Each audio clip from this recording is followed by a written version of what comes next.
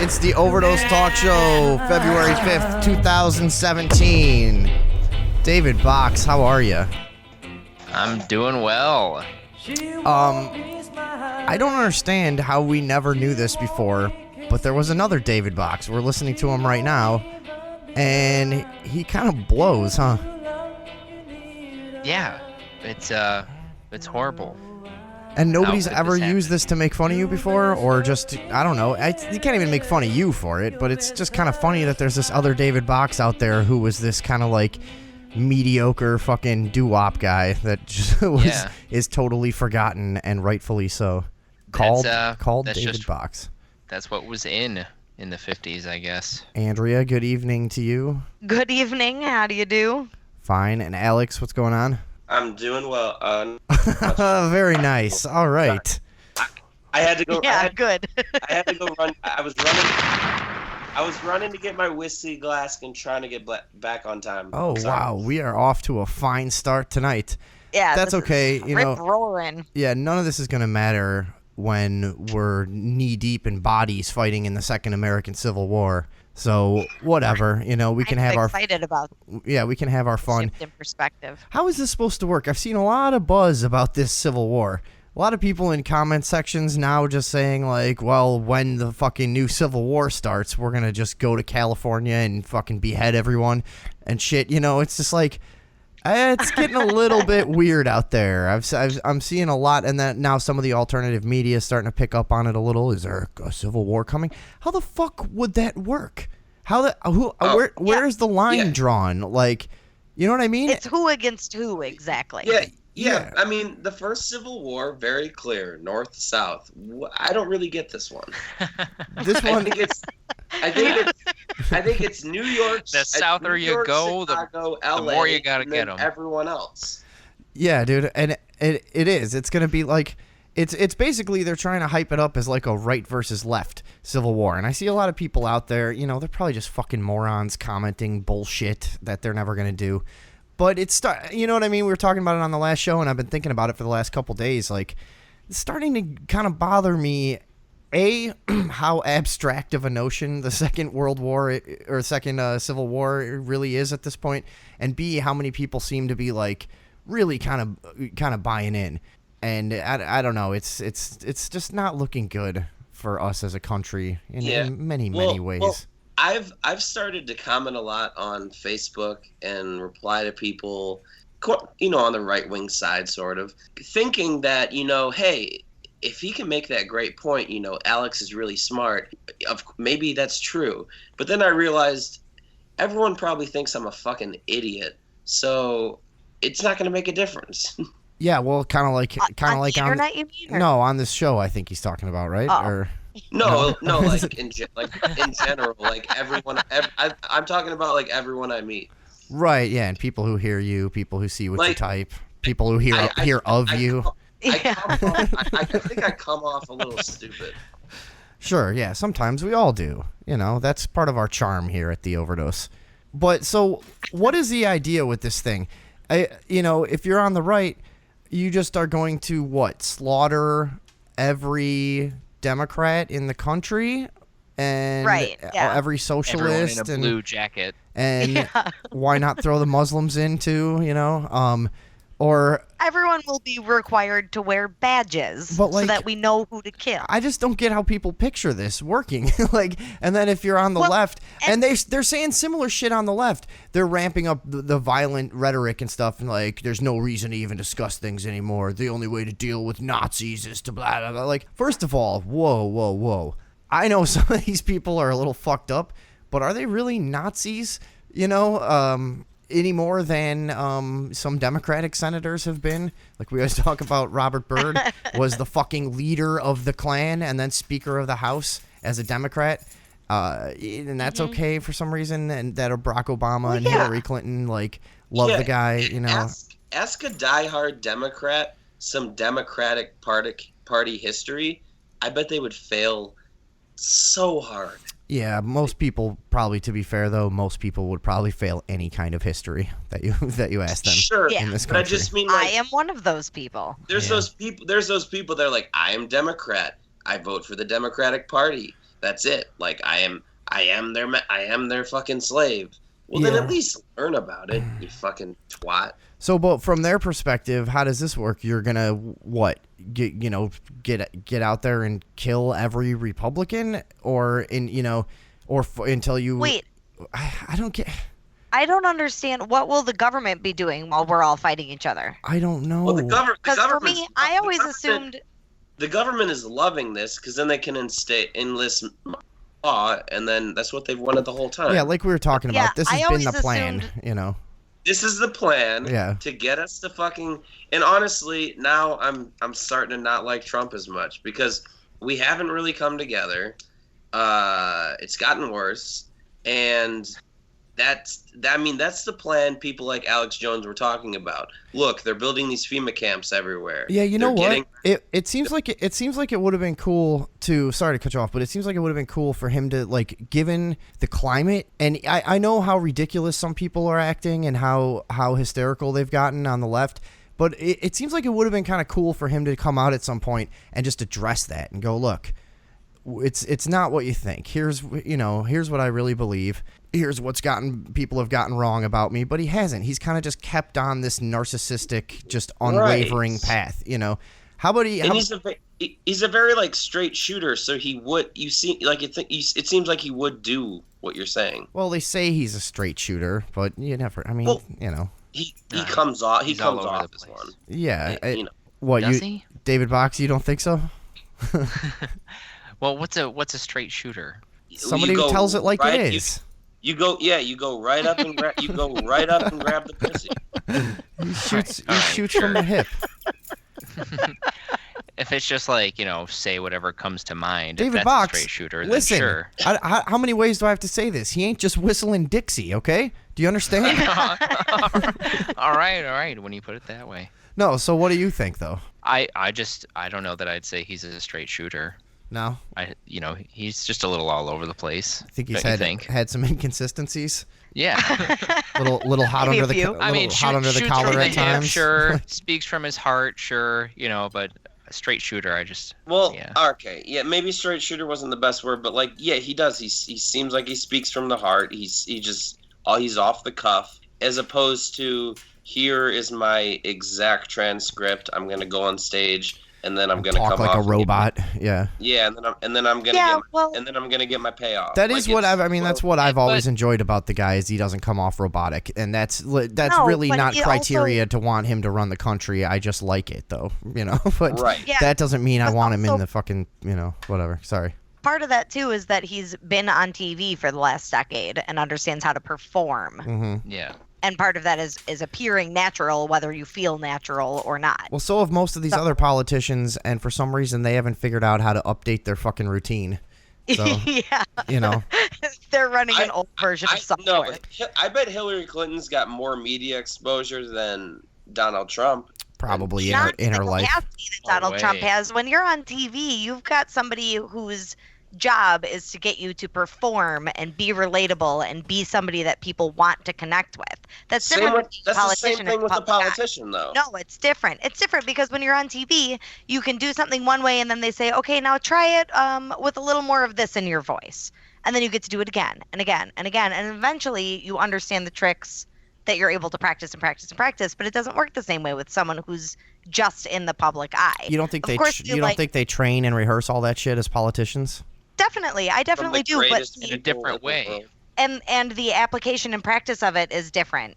Like Hillary Clinton, I read a quote from her about how she people always tell her that she seems so cold and unemotional and not you can't connect with her personally. And she said that that's because as a woman in men's politics, she had to be that way so that people wouldn't project her as overly emotional or overly sensitive or this or that. So it took away her personality and her humanity and her ability to connect with people in that way.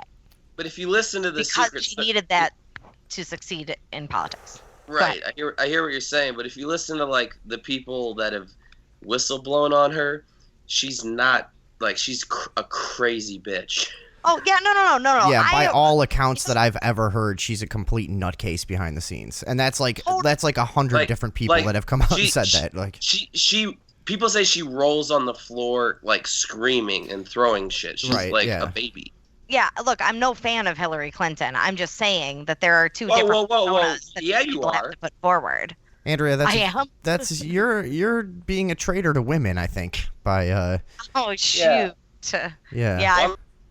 She was a champion of feminism. I know. Yeah.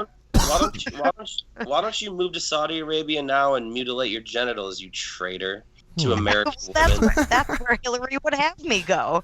Yeah, they'd like to get you over there. Yeah. Like, hey, it's this really great place. Look at the architecture. You're gonna love it. All right, now I want to go back to the Civil War.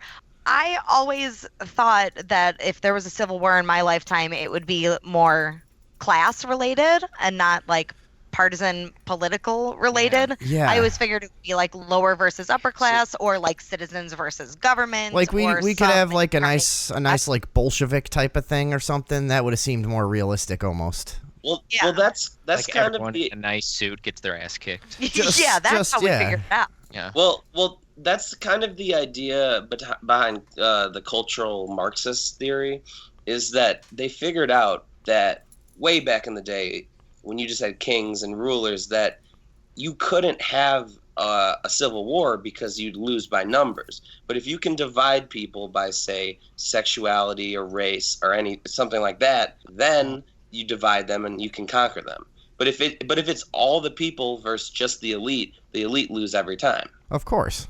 Right. Are you confusing a civil war with a revolution in there too, by the way? No? Who, me? No, Alex. I didn't get what you said about how. She said it'd be like the working class versus the rich, right? Oh, okay, yeah. Well, that's what we thought. Yeah. Yeah, like class to class. Yeah. That's kind of what I meant. It's just that which to me ultimately the working class would win, as opposed to if you just divide people so much that they don't even know what they're fighting anymore. Totally. But if it becomes a class war where it's like the vast majority versus the few, when this actually happens, might have an army of robots or unbiased mercenaries from another country. Yeah, that's true. And they hold the resources, the money, the ability, the network. So it could be us versus the 1%, but that's what it is. That's what it is in the end, and they're trying to dismantle any kind of sovereignty right now, all across the world, so they can get it to a point where they can, completely remove the middle class and then just start attacking the proletariat with their fucking giant robot dogs and shit. Yeah. That's really what we're looking at. And I'm not even really kidding. I'm serious. Like that is the the ultimate battle that we're all in together, right? Anyways, no matter what, but that might not be the one that we're gonna fight. Yeah, it's the only problem. Well, that's like people also that talk about like, how plausible would an actual revolution be in this country. I think everyone is still too confused and split into too many factions for there to be any such thing, and for there to be a number of people with as close to a common goal as it would take to achieve something like that. This country is so fucking splintered and mixed up. It's just not gonna happen. None of this shit is gonna happen. How would this fucking who's fighting in this civil war that everyone's talking about? Who are the sides? I want somebody to find out who the sides are. The fuck is gonna happen? Yeah. It's the red jackets and the blue jackets. Yeah, is that as simple as it is? The red. I gotta stop. I'm sorry. I apologize. By the way, I keep fucking fiddling with my keys. I know it's probably annoying as shit. I'm gonna stop doing that. Go ahead. Sorry. The red ties and the blue ties. Yeah, dude. Or the red skirts. It's just the way that people are just sort of casually referring to it. Like, we were looking at comments on YouTube that have like thousands of upvotes on the comments alone that are like, yeah, we're gonna march into California and mow all these cucks down and whatever. And it's like thousands of people are liking that comment. Like, that's not good, right? Isn't that kind of fucking bad? Hey, what does cuck mean? What's that word about? It came from. It's an abbreviation of cuckold. Yes, and a cuckold is a man who gets off on seeing his wife sleep with other men. But so it's like masochistic. No, a cuckold is a man whose wife cheats on him. Well, I think though, isn't it? I think that's the Shakespearean. That's where that. Okay, but I think in modern times it's more of like a perversion, like a guy that he's in on it. Yeah. It used to be what Andrea said, but pornography has fetishized it to now it's actually what people like. Yeah, and the reason that it's used today is because it's kind of synonymous with anyone who's like self-hating. Gotcha. So it kind of grew. Just like those rich guys that go to dominatrix and stuff. It's all same. And so like if you're people started using it for white people who are self-hating or hate the white race basically. Gotcha. That's the whole story with that. Speaking of that, I knew how they were using it. Did you guys see that Vice article? Let me pull this up. Vice just put out a list of warning signs, basically how to tell your friends are racist. By the secret. That'll come in handy. Well, let's see if we pass this test. We don't. Heaven knows I can't make that evaluation for myself. I already checked and it's not good. Yeah, I'm trying to pull it up. Hold on. I was just gonna say I feel like I've transcended the racism definition and I'm so far above it that it doesn't even apply to me, even if I'm doing something racist. Oh, you're just so That's why good. I was too. Yeah. I'm just like, I think it's just a matter of really not caring if someone thinks it's racist or not, because the definition of racism isn't good enough. Yeah, it isn't just an exhausting scenario in its entirety. It's like I kind of stopped caring a while ago too. Like, if someone thinks I'm racist, I'm like, yeah, fine, whatever. I don't care. Yeah.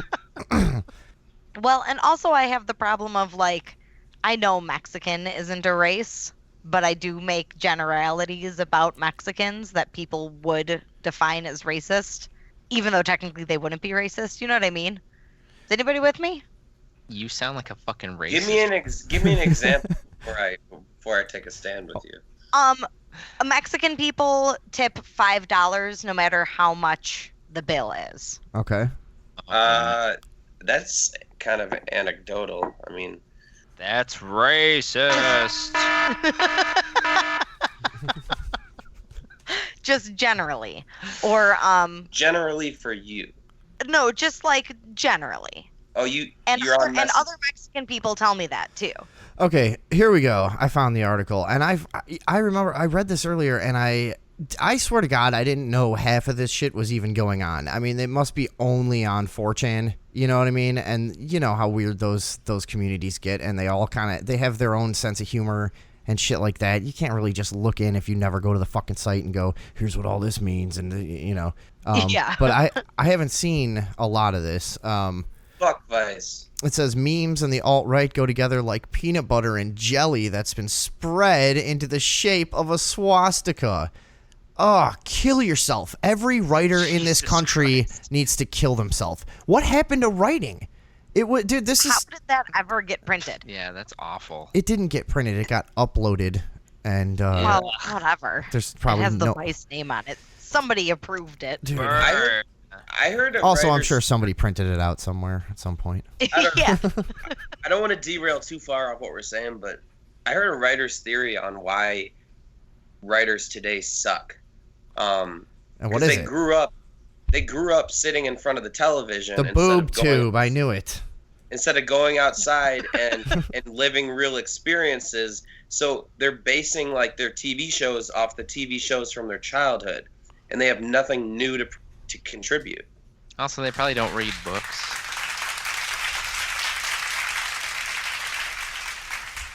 Was that a sarcastic clap or? Yeah. All right. All right, come on. I need to find out if I'm racist. Internet memes here's what it says. Internet memes are, by and large, the currency in which these young nationalists trade, eschewing the stuffy, articulated treatises of Mein Kampf in favor of more virality-friendly. Virality. I've never seen that word. I swear to God. Virality. Is that me? Okay. Have I seen that? What's the virality-friendly catchphrases and images and image macros to be proliferated around image boards and subreddits. What an unnatural. No, that was all gibberish. What an unnatural writing style, dude. What a little jack off. What Like, did that sentence say? That sentence probably took them hours to, I know, to get dude. together. Just say what the fuck you're trying to say. See, this is, I could go on for a long time about this, but this is not right. Like, people think that just stuffing a bunch of fairly uncommon words together is good writing. That just makes it good if you do that. And it's not. It doesn't. No, Vinny, I think it's just going over your head. I know. It's very, very good. You're probably just not smart enough. Somebody once told me about the Big Bang Theory that I probably didn't like it because I just didn't get the jokes.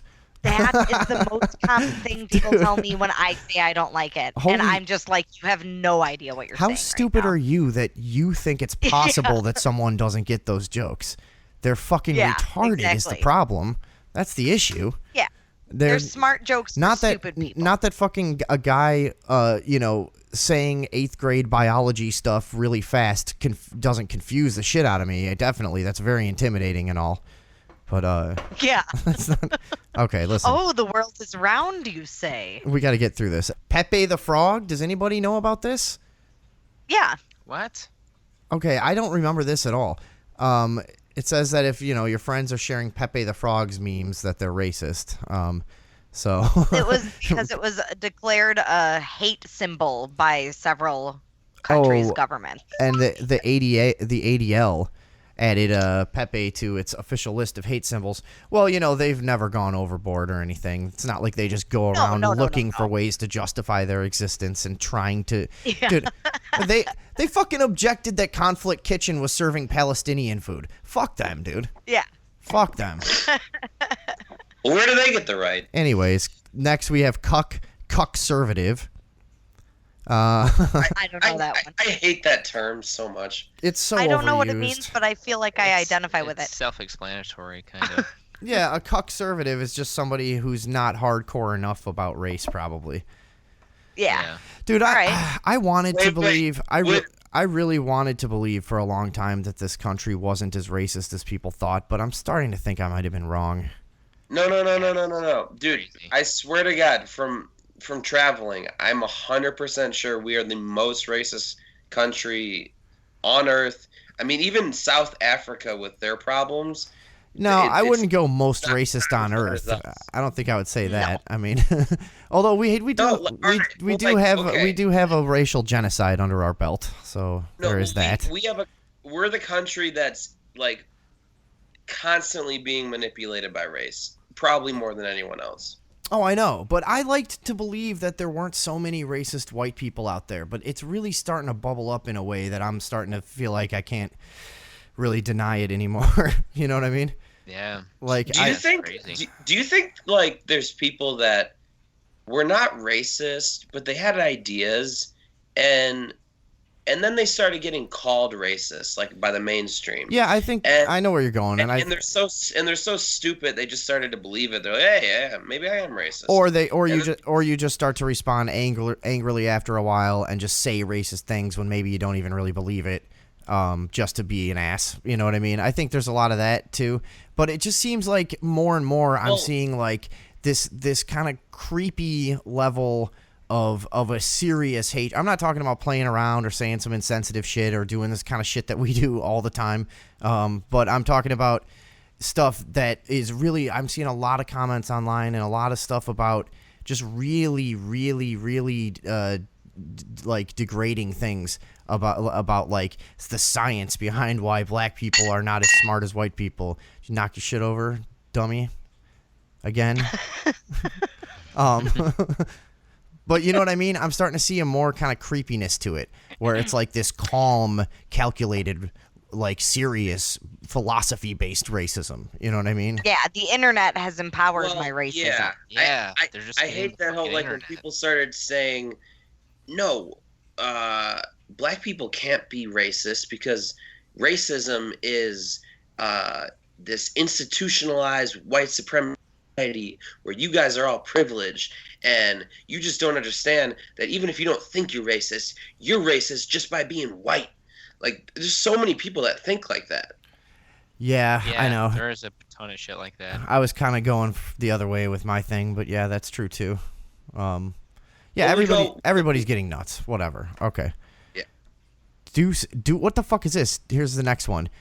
Deuce Volt. I have never seen this. It's a crusader in like a crusader helmet, saying "We will take Jerusalem." What? Apparently, this is a problem out there. I don't know. Crusader iconography has long been tied to Islamophobia. Didn't know that either. So white supremacists didn't have to tweak much when they lifted this Latin battle cry from Pope Urban II's First Crusade, translating to "God wills it." Deuce Volt reemerged. What? Where is this happening? Why? This is the other problem.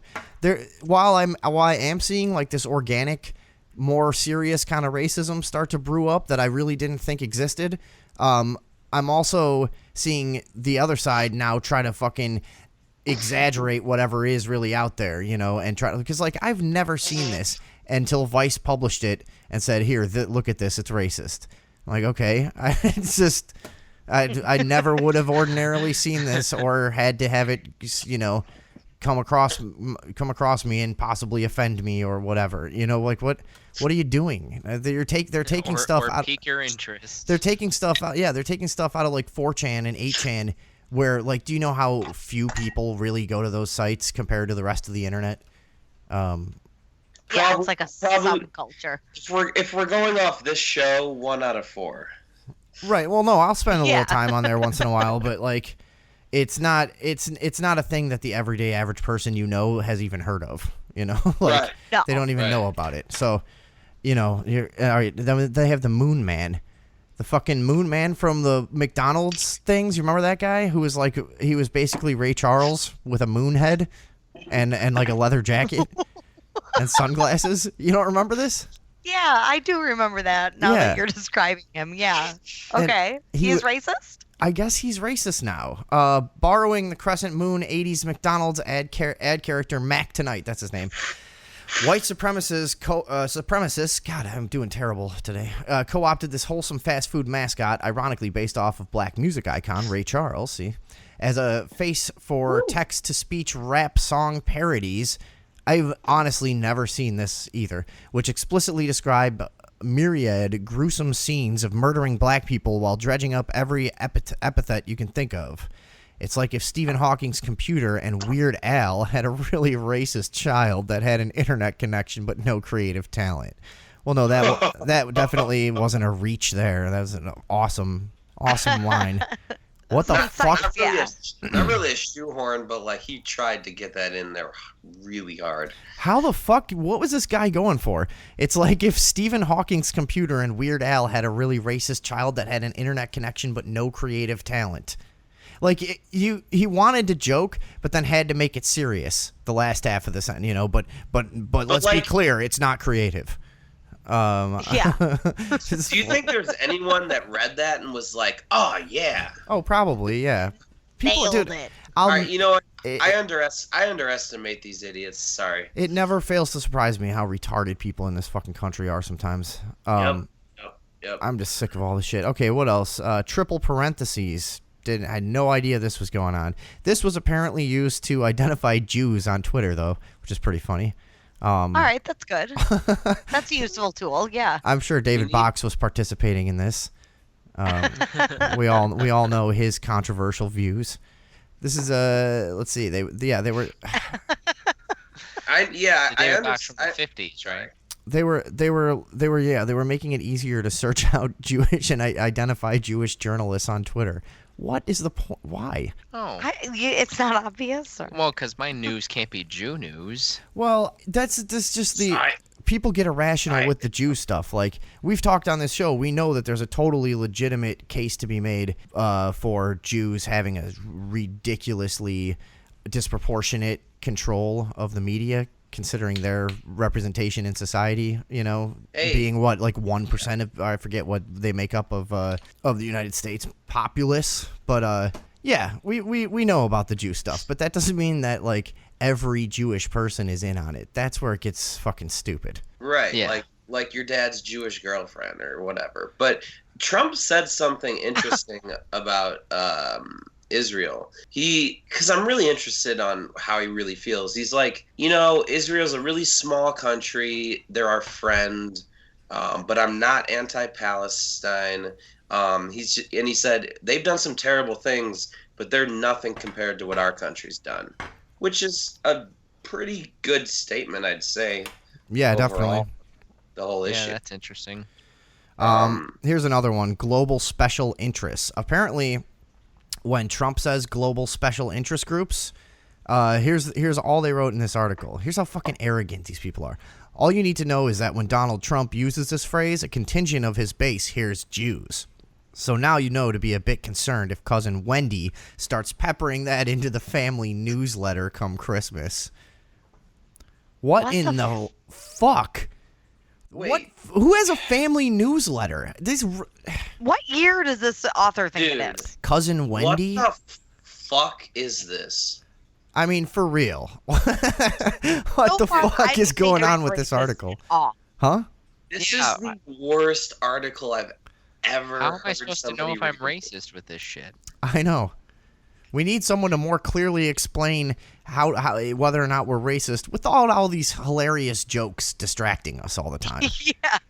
But I love that, like... Cousin Wendy, I can just picture her with her pigtails and her freckles and that same dress she has every Christmas and that stupid fucking newsletter she hands out.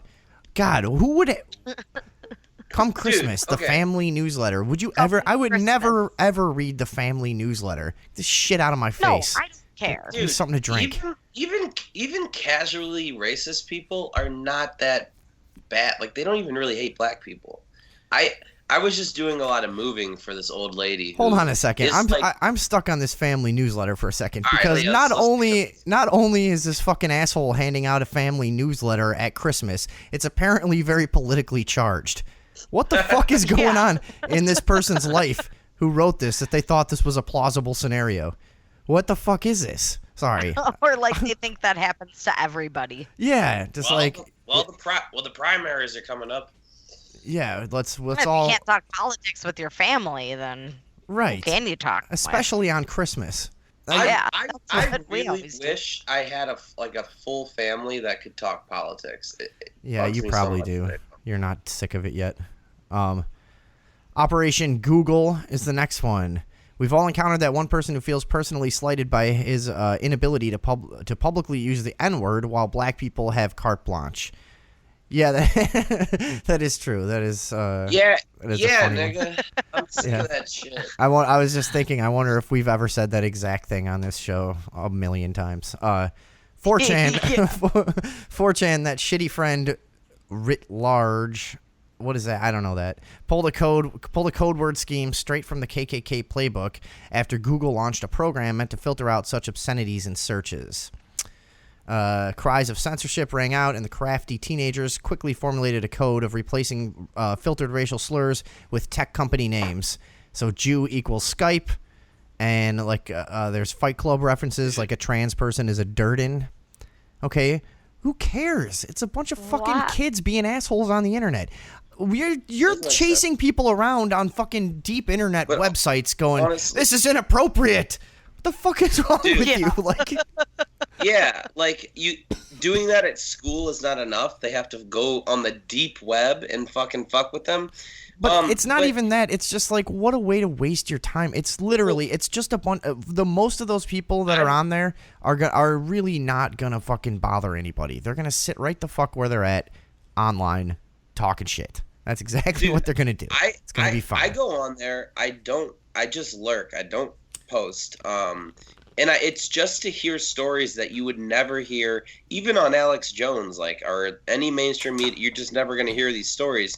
But they'll post news articles that are really random, that are really interesting. No, I understand the value, and I've used those sites to research conspiracy theories right as they're coming out and stuff like that too. No. By all means, I apologize. Fucking go ahead. Okay, I just wanted to say that when these Jesus Christ, he's totally unaware that he's just doing that constantly. Is it just me? Sorry. No. I'm sorry. You go ahead. When you censor kids' speech, you're just making them more intelligent and more able to, communicate these racist thoughts. It just another argument for why you shouldn't Right. censor They're sharpening anything. their skills. Sorry, that's all I wanted to Yeah. say. Yeah, I totally see that.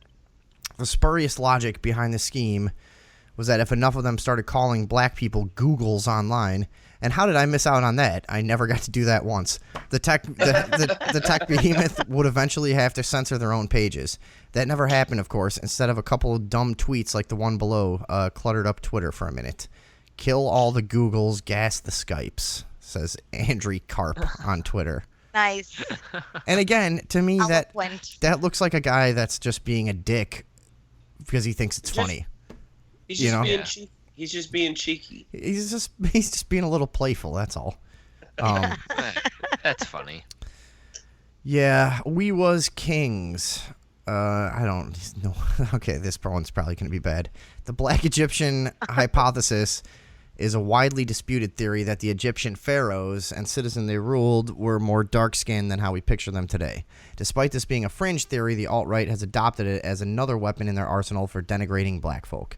Typical kings, or with kings with a Z, or kangs with a Z, memes revolve around low-effort posts wherein the poster mockingly asserts that were it not for white oppression, black people would be royalty. Okay, again, I've never seen this. I don't know where this is going on. Who cares? What the fuck? Hold on, I have something wait. weird about this though, which I actually just read earlier today. Which is that we actually don't know what the people in Egypt looked like because there's no record of what their genetics actually were in terms of like skin color and stuff. Yeah, the one guy had a dog for a invaded. head. You know that. Or I mean, a dog head for a head. Why does that sound weird? I know from cartoon movies that they were light skinned. That's it. Right. Yeah. They were like golden, bronze, Well, almost. Finish. Sort of. Let's let Andrea finish. Oh, pardon me. They probably did not appear to be of Middle Eastern descent until after the Persian conquest of Egypt, which was thousands of years after the pyramids were built. So the people who were building the pyramids probably were black. They're in Africa. Yeah, that would make sense, wouldn't it? Yeah. But you've seen how people change skin color, very like gradually. Like I'll never forget this thing I saw on Channel 11 one time many years ago, where these guys basically retraced some old explorer's path, and they went all through the Middle East, starting in like Eastern Europe, and went all through the Middle East and eventually into China and Mongolia and everywhere and stuff. And I will never forget how great it was to see as the thing went on. You just saw this gradual change in like facial features and skin colors as they went. You know what I mean? It was like I never had observed it that's cool. that way in real time before. And they're just traveling down the road on like horses and whatever else, So this whole thing it took like 10 hour long episodes or whatever this thing I watched was. So you really got a good, and I'm like, so if you're coming out of Africa towards the Middle East, maybe when you get up to Egypt, things are starting to lighten up to go up to that area a little bit. I don't know. Could be, right? Could be, yeah, definitely. But there's just nobody knows. I have a thought I can't get out of my head. What if Africa and Europe, just say roles were switched and black people were ruling like almost every country, especially like America? Like, do you think it'd be any different, or just be exactly the same, just reversed? I don't know. Hold on a second. Just hang with me for a second here. I can't wait. Okay, Alex. No. So we're gonna imagine right now a world where black people control every country and are the elite class instead of the white man. Is that what we're saying? I'm not going to be baited, but... What? What? All right. No, I thought... Oh, that didn't work. I thought Vinny was trying... I thought he was trying to bait me into something. I was trying to do a racist bit with you. What the fuck? All right, go back. No, it's over. No.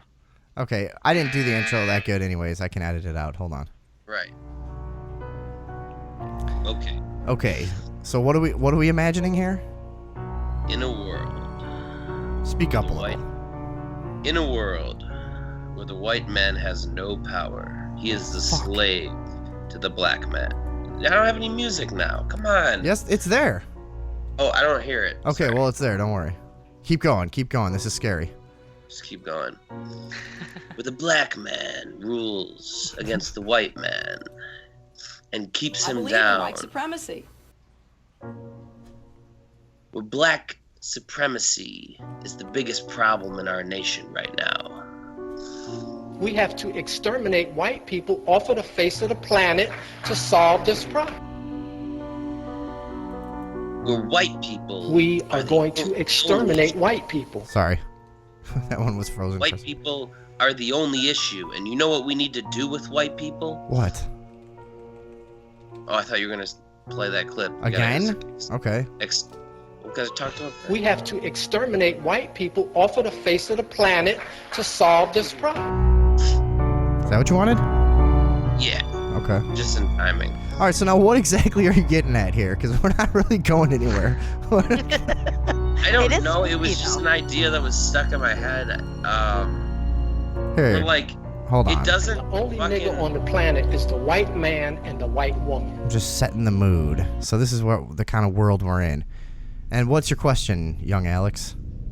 No, it was just I'm contemplating what that would be like, and I really think it's never had anything to do with skin color. That's just perpetuated.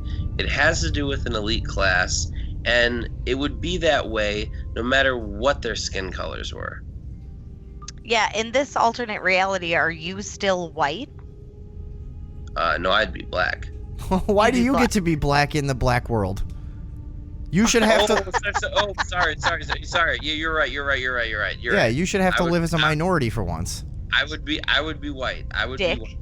Yeah, I would be white, and I would be targeted by the police, and I would be I'd get a lot You'd be of wearing a chain. I'd get a lot of Your scholarships. and your pants would be around your like knees, David Box and has your like your Oh. underwear would be That looks exposed. like- David looks Box has Dave- like looks like 1988 Dave- stereotypes going on. Yeah, looks like David Box has learned a little bit more about black culture. Right, yeah, we might have to test him again soon. I did an image search on Google. Yeah. Black An people. image search. God, you're a terrible person. Am I shit? In Guys, fact- I'm trying.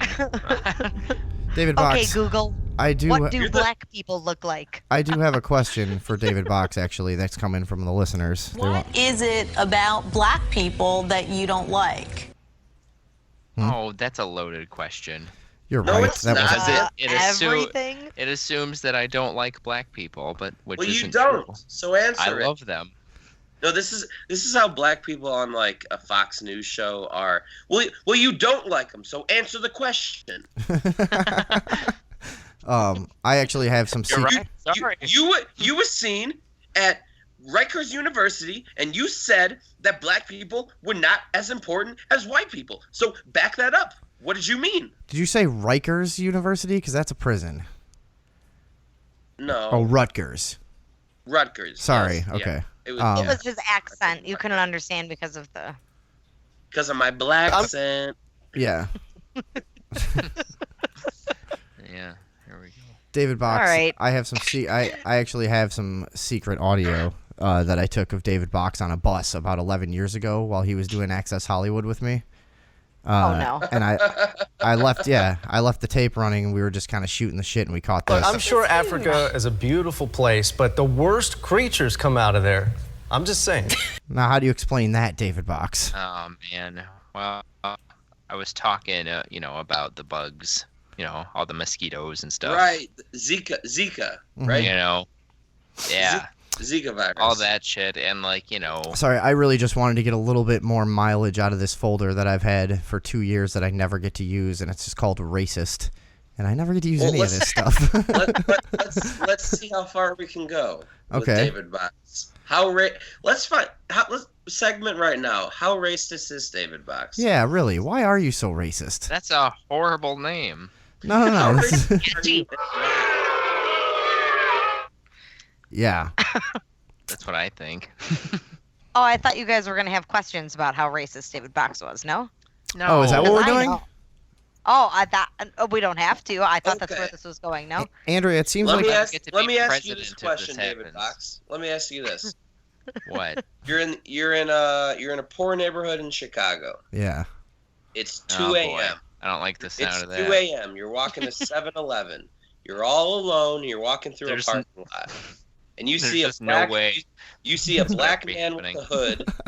Walking Wait, hold toward- on, Alex. David Box, you don't think that this is likely ever going to be happening with you, or no? No way. No, that's not your No. type of activity. Why not? Poor Chicago neighborhood, 2 a.m., 7-Eleven. Not in a car. No. You No, would. that's not David Box. You wouldn't feel safe. You don't think you don't. That's an David Box. imposter. No, Hold but on. just no, it's not. I mean, before safety is even the question, it's just like Oh, wouldn't happen. So you would never do it because you would not feel safe. Yeah. No, I mean, because he would never be in a poor Like, neighborhood. in what's wrong with Chicago. black people? Why are you so scared of them? Why are you so scared?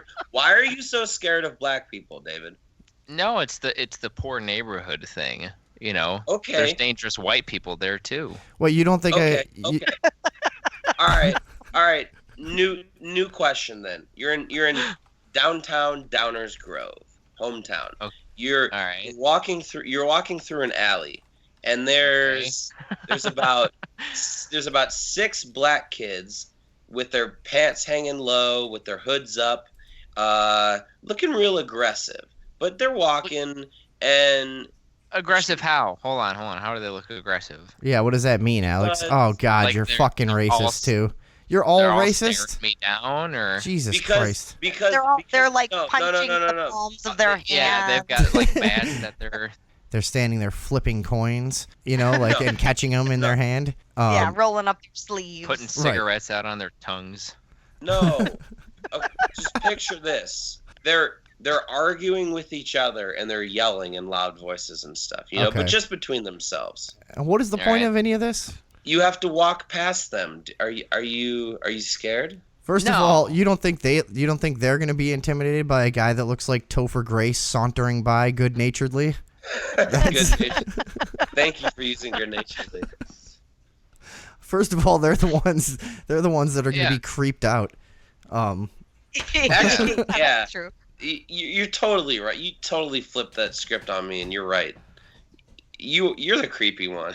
Yeah, exactly. See, David Box, you should have Yeah. no fear. David Box is one of those guys too that like nobody would believe that you weren't somehow with the cops if you were in a bad neighborhood or something. yeah. Like, no, you Well- just would look way too out of place. People would be like, "Nah, something doesn't add up about this. I'm gonna stay away from that guy."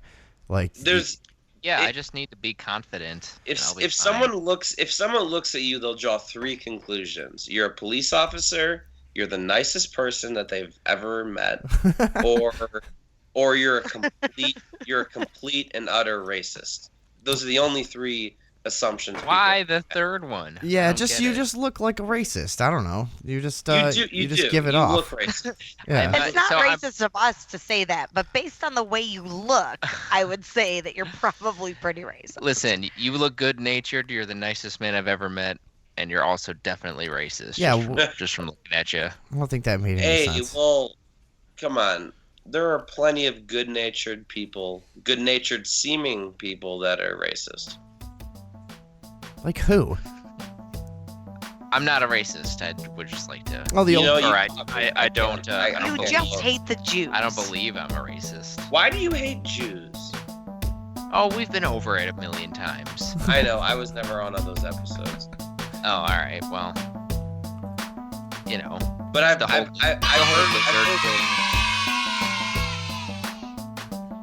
I've heard a lot about it from third parties. Are we taking a break? Can I take us out on the break? Go ahead. All right, you guys, you're listening to the Overdose Talk Show. We're about to come back with some more interesting stuff. Make sure to subscribe and like the videos and click the advertisements because it helps us.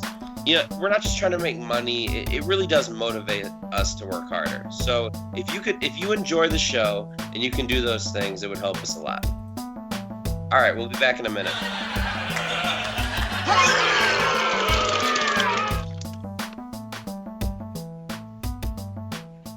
Was that bad? Yeah, it was way too long. Sorry. All right, we're back on the Overdose. I should have said this earlier in the show, but my new album is out on YouTube. It's not available anywhere for download yet, but I just wanted to get it out for people to stream it for free for a little while. It's Robot Hilarious on YouTube. The Agoraphobic Wanderer is the name of the album. Whole thing is there. Check it out for free. I'd like to give an opinion on it if I could. Oh, please. And I just want to preface this by saying I'm not getting any money by saying this because Vinny doesn't have any. It's really, really, really fucking good. And I think this is good for people who've never heard Robot Hilarious, and for people who have heard Robot Hilarious but couldn't really follow it because he likes to rap very fast and it's intellectual. I do. So it's hard to follow for a lot of people. But this Alex is basically saying if you don't like Robot Hilarious, you must be stupid. Right, and give it another shot with this album because this album's not as good. Yeah. No. That's And also, oh no, wait, saying. you're not stupid. You know what? I'll tell you the truth, though. This is the least passionate I've felt about releasing anything ever. So I'm sure it'll be probably the most successful thing I do. Yeah, I know that's not what happened to Eminem. I know that's not It's a great good. endorsement, but I mean, it's not that I don't like it. I think it's good. I'm proud of it, but I'm not like overflowing like how I've been with other projects that completely failed. And so I'm figuring that probably means that people will like it better than shit I've done before. Obviously, you don't know what people like. So shit, if that's not a ringing endorsement, I don't know what is. Yeah. Go check out the Agoraphobic Wanderer, which is, by the way, a name that I had to. I just decided when I was wasted that I was going to change the name of the album. All right, I was going to call it. I was going to call it Lynch the King, and Yeah. I'll be honest with you, I didn't really feel like it, by the time the album was done, I didn't feel like that name really fit anymore. And also, I'll be honest, I did not want to deal with people like having a problem with me using the word lynch. And the other thing was also Latin Kings. I didn't want to fucking deal with either because I was going to have a king with a crown getting hung on the cover. And I just didn't want to deal with any of the fucking stupid backlash. I know that sounds like a pussy thing, but I don't know. I just felt like fuck kind it, of unlike you. I don't know. I think you would have gotten a lot of liberals to be like, "Oh, he's talking about Trump." Yeah. I really like that name, Lynch the King. Yeah, but I don't know. You blew it. Vinny, can you say the name of your album one more time? It's called The Agoraphobic Wanderer, and I just thought that it fit the mood of the album better, honestly. And it really does. I can maybe And do. can you- right. Sorry. Can you say that 5 times fast? No. But here's a funny story about that. So I got really drunk a couple nights ago. Surprise, surprise. And I decided I didn't like Lynch the King anymore for all these reasons, and I was gonna change the name. So I decided to call it The Wandering Agoraphobic. Okay, I was very drunk. Okay. So I made this whole long video for like an hour to go with the album on YouTube. And I made these signs, and I took all these action figures that I bought on eBay, and I decided to burn them in the grill with these signs that had the name of the album, like one at a time, over and over, just as a video to go along with the album. So I burned all my action figures, melted them, fucking making this video, the fucking Wandering Agoraphobic, and I wake up, and I swear to God, dude, I woke up and the first thought in my head was, agoraphobic is a fucking adjective, you idiot. Yeah. And I don't know what was wrong with me. I did this whole thing took like 2 hours to do, you know? Oh my God. And never did it cross my mind that like maybe I should stop and think, does this name make any sense? So Am I very drunk? the Wandering Agoraphobic went away, and I replaced it with the Agoraphobic Wanderer and a still picture because I was done doing long videos and I had burned all my action figures already. So I basically I burned all my fucking shit that I don't know why I did any of this. I burned all my shit. I burned a bunch of records too because I thought that would look cool. So I'm out on my fucking back porch at like 4:30 in the morning, wasted, burning plastic all over the place, and I have this big fucking toxic cloud going, and people are starting to wake up around 5 while this is still going on and shit. And I felt like such a fucking asshole just sitting out there with my toxic grill operation. And dude, I know it must have stunk the entire fucking neighborhood up because I was just burning a bunch of fucking action figures and records. Imagine what that smelled like. You probably killed at least 5 people. And just Yeah. And just, oh, dude, I felt terrible. I was standing in that, like, breathing that in, and I remember just being like, yeah, this does not feel right. And then when I went back inside, I was very lightheaded and walking around all detached, and, like, nothing made any sense, and I didn't care about life anymore at all. I'm like, fucking life isn't even real. I'm just walking around. It was a bad cloud. That cloud was not good for you. And No, that does not sound right. So then I changed it to the correct name, the Agoraphobic Wanderer. Very catchy, I know, and I hope people will enjoy it. Thank you very much. Thank you.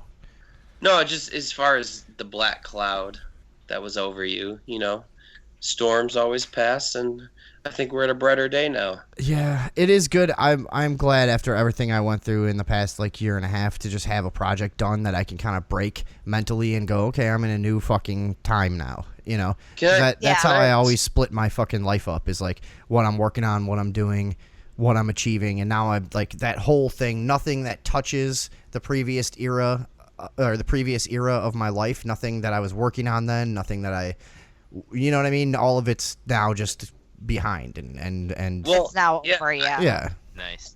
I've heard some psychiatrists say it's really beneficial to write down your own like self-biography, because a lot of people, they just have these ideas that happen to them in their life and stuff that bothers them, accomplishments, and they never get it out. There's no outlet for it. It's just in your head.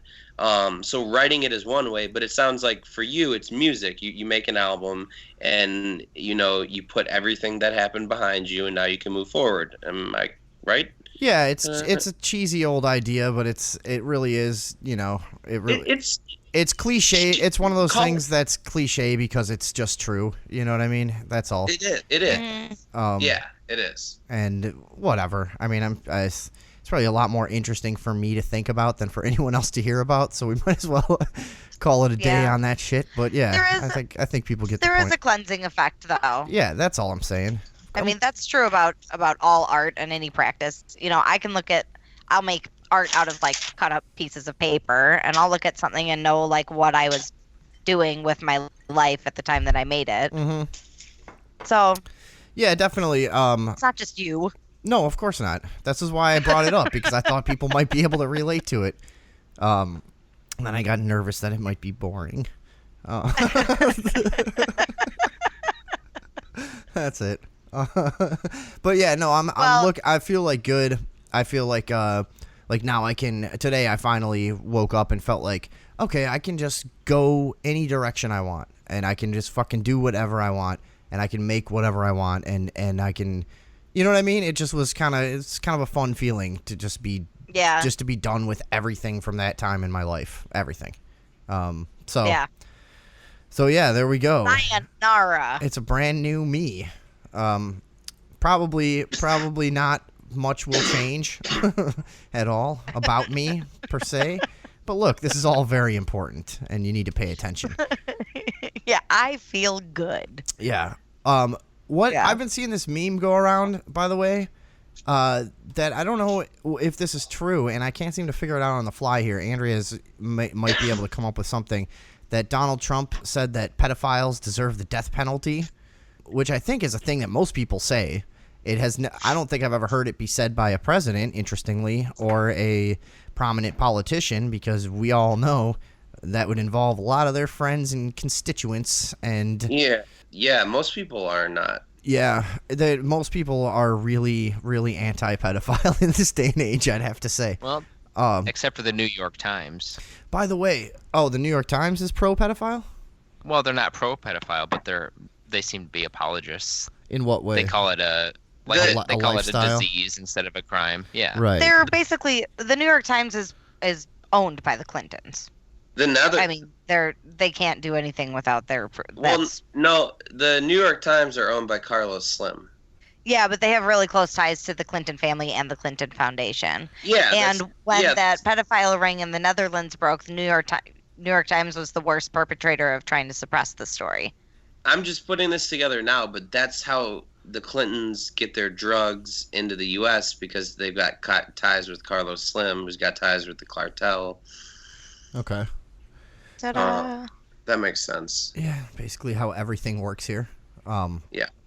So yeah, all the comments I saw under this article when I saw it posted was people being like, well, does that mean he's going to sentence himself to death? And like a lot of people seem to believe that Donald Trump is a pedophile.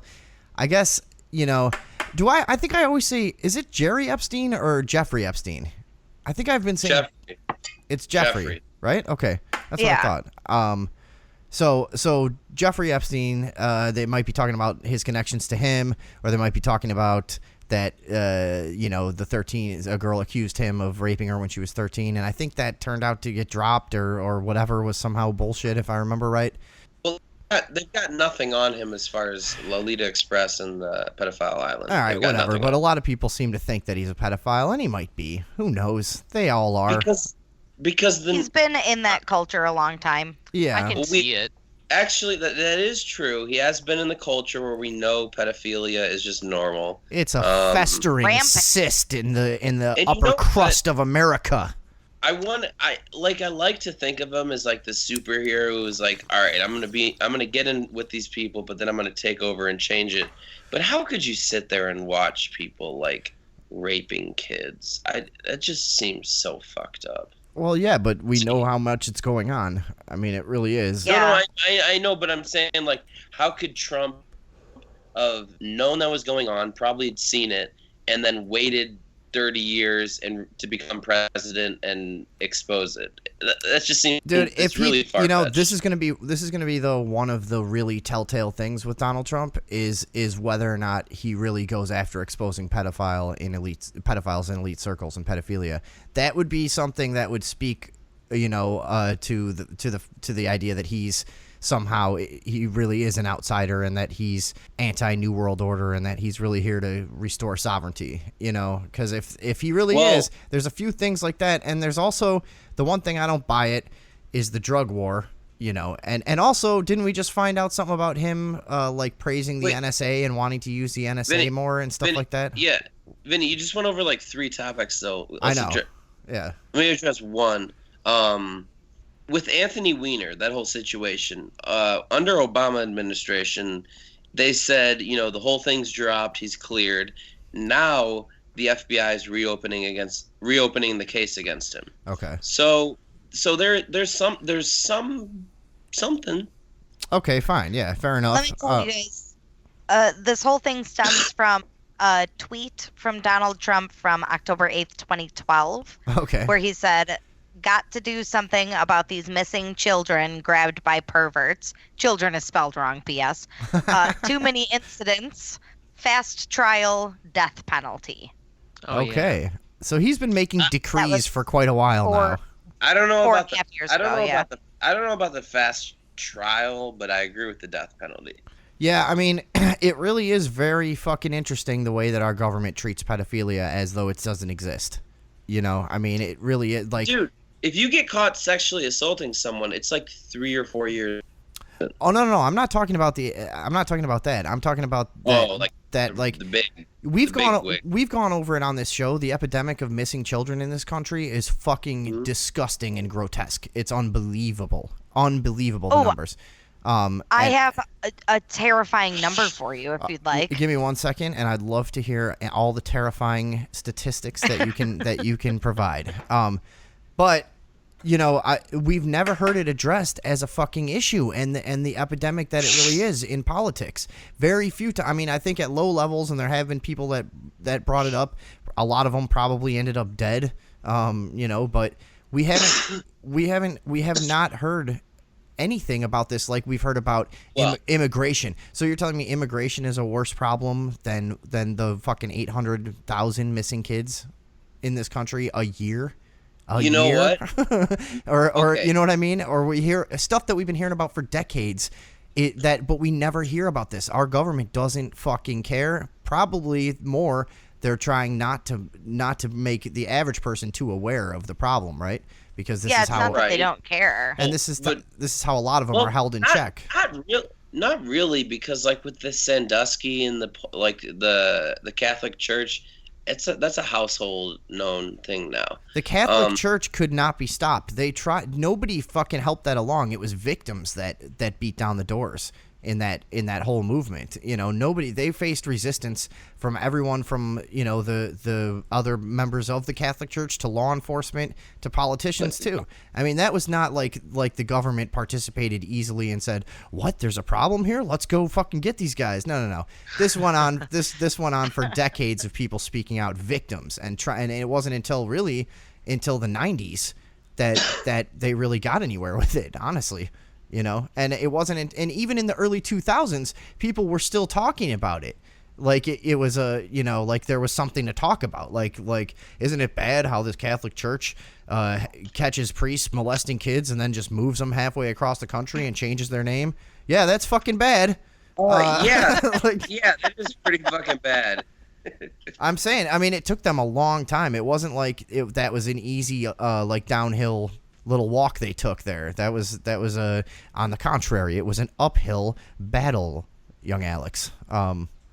Andrea, I believe you had a terrifying statistic for us. I had a really scary number. Okay, over a 4-year span, U.S. attorneys prosecuted 8,352 child pornography cases. 8,000, and that's just people looking at. I mean, that's not even the people doing it, making it, distributing it. Yeah, well, a lot of times they'll be arresting people, 1 in 200 at a time, because that's the nature of the sting or whatever it is, Over those same 4 years, these are stats from 05 to 09, and over those 4 years, there was a 432% increase in the distribution and number of child pornography items. My God. Well, how do they monitor that? They go on the dark web and here's the weird thing is that the guy who used to be in charge of it, as of 2014, the former acting director of cybersecurity, his name's not printed here. I'll have to look it up. He was the former acting director of cybersecurity at the U.S. Department of Health and Human Services. And he was convicted for his participation in a child porn ring that included images so violent and disturbing that even veteran investigators said they were shocked by what they saw. Yeah, we did talk about that. Yeah, right, that sicko. What was his name? I don't know. It's not here. I have to look it up. Fuck. Yeah, we did a whole thing on him. Whatever. Go back a few shows. Definitely, yeah. Find it. But anyway, I mean, it just lends even further to the point that, they are literally everywhere, and the people who are supposed to be dedicated to eradicating the problem are usually just exploiting it. Dude, we also did a show about the Illinois Child Protective Services, where for the life of me, I will not be able to recall all of the numbers and how it all broke down. But when we looked at it, it was pretty clear that there was some sort of systematic funneling of children to somewhere else. Some siphoning, yeah. Yeah, some sort of siphoning going on. The numbers didn't look plausible at all. Funneling is probably more accurate on the scale that they were doing it. Yeah. Yeah, right. There was no suction needed. It was just fucking dropping them down the chute. Just a very well-oiled chute. Yeah. But creepy. I mean, I just don't understand. Do you guys get my question though about why has this not been addressed on the national stage? Why do we not hear about this? Why is no one concerned about this? Because it's first of all, we know it's a new idea. Like we learned from Who Took Johnny in the 80s. People didn't know what pedophiles were. That family had to find somebody from across the country who was well studied on the subject of pedophilia and what a pedophile does and how a pedophile ring might work. Right. They had So to. They had it's a fairly new they had idea to search for far people and to have wide. to get used to. Yeah. There are people alive, which we can't probably relate to this very well, but there are people who are alive who lived a major chunk of their lives without even knowing that pedophilia was a notion. Or without even knowing the word, at least, or whatever. Yeah. Right. Yeah. So that's a lot to adjust to, especially for people half a generation older than us. You know, that might sound like a trivial thing, too, but imagine, like, when this stuff was common, say in some small town back then or whatever, imagine how much more debilitating it was to not even have a word to call it. You know what I mean? Like, yeah. It just really, you can see how there's like a top-down kind of effort from a long time ago still going to this day to kind of suppress this entire thing. You know what I mean? It's just it just feels that way. I also think that probably more people have gotten involved. It's like all related to, remember a few weeks ago we were talking about how the internet has changed the way that people learn things, and now people are most likely to learn things that support what they already think they know, Sure. versus learning things to learn things. Yeah. So I think the same can be said about people who have urges that are rejected by society, like people who want to look at child pornography, or like when videos of people doing it with animals and stuff like that. Yeah.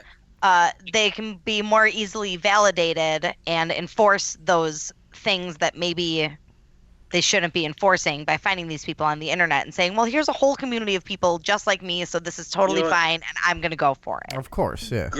Great point, Andrea.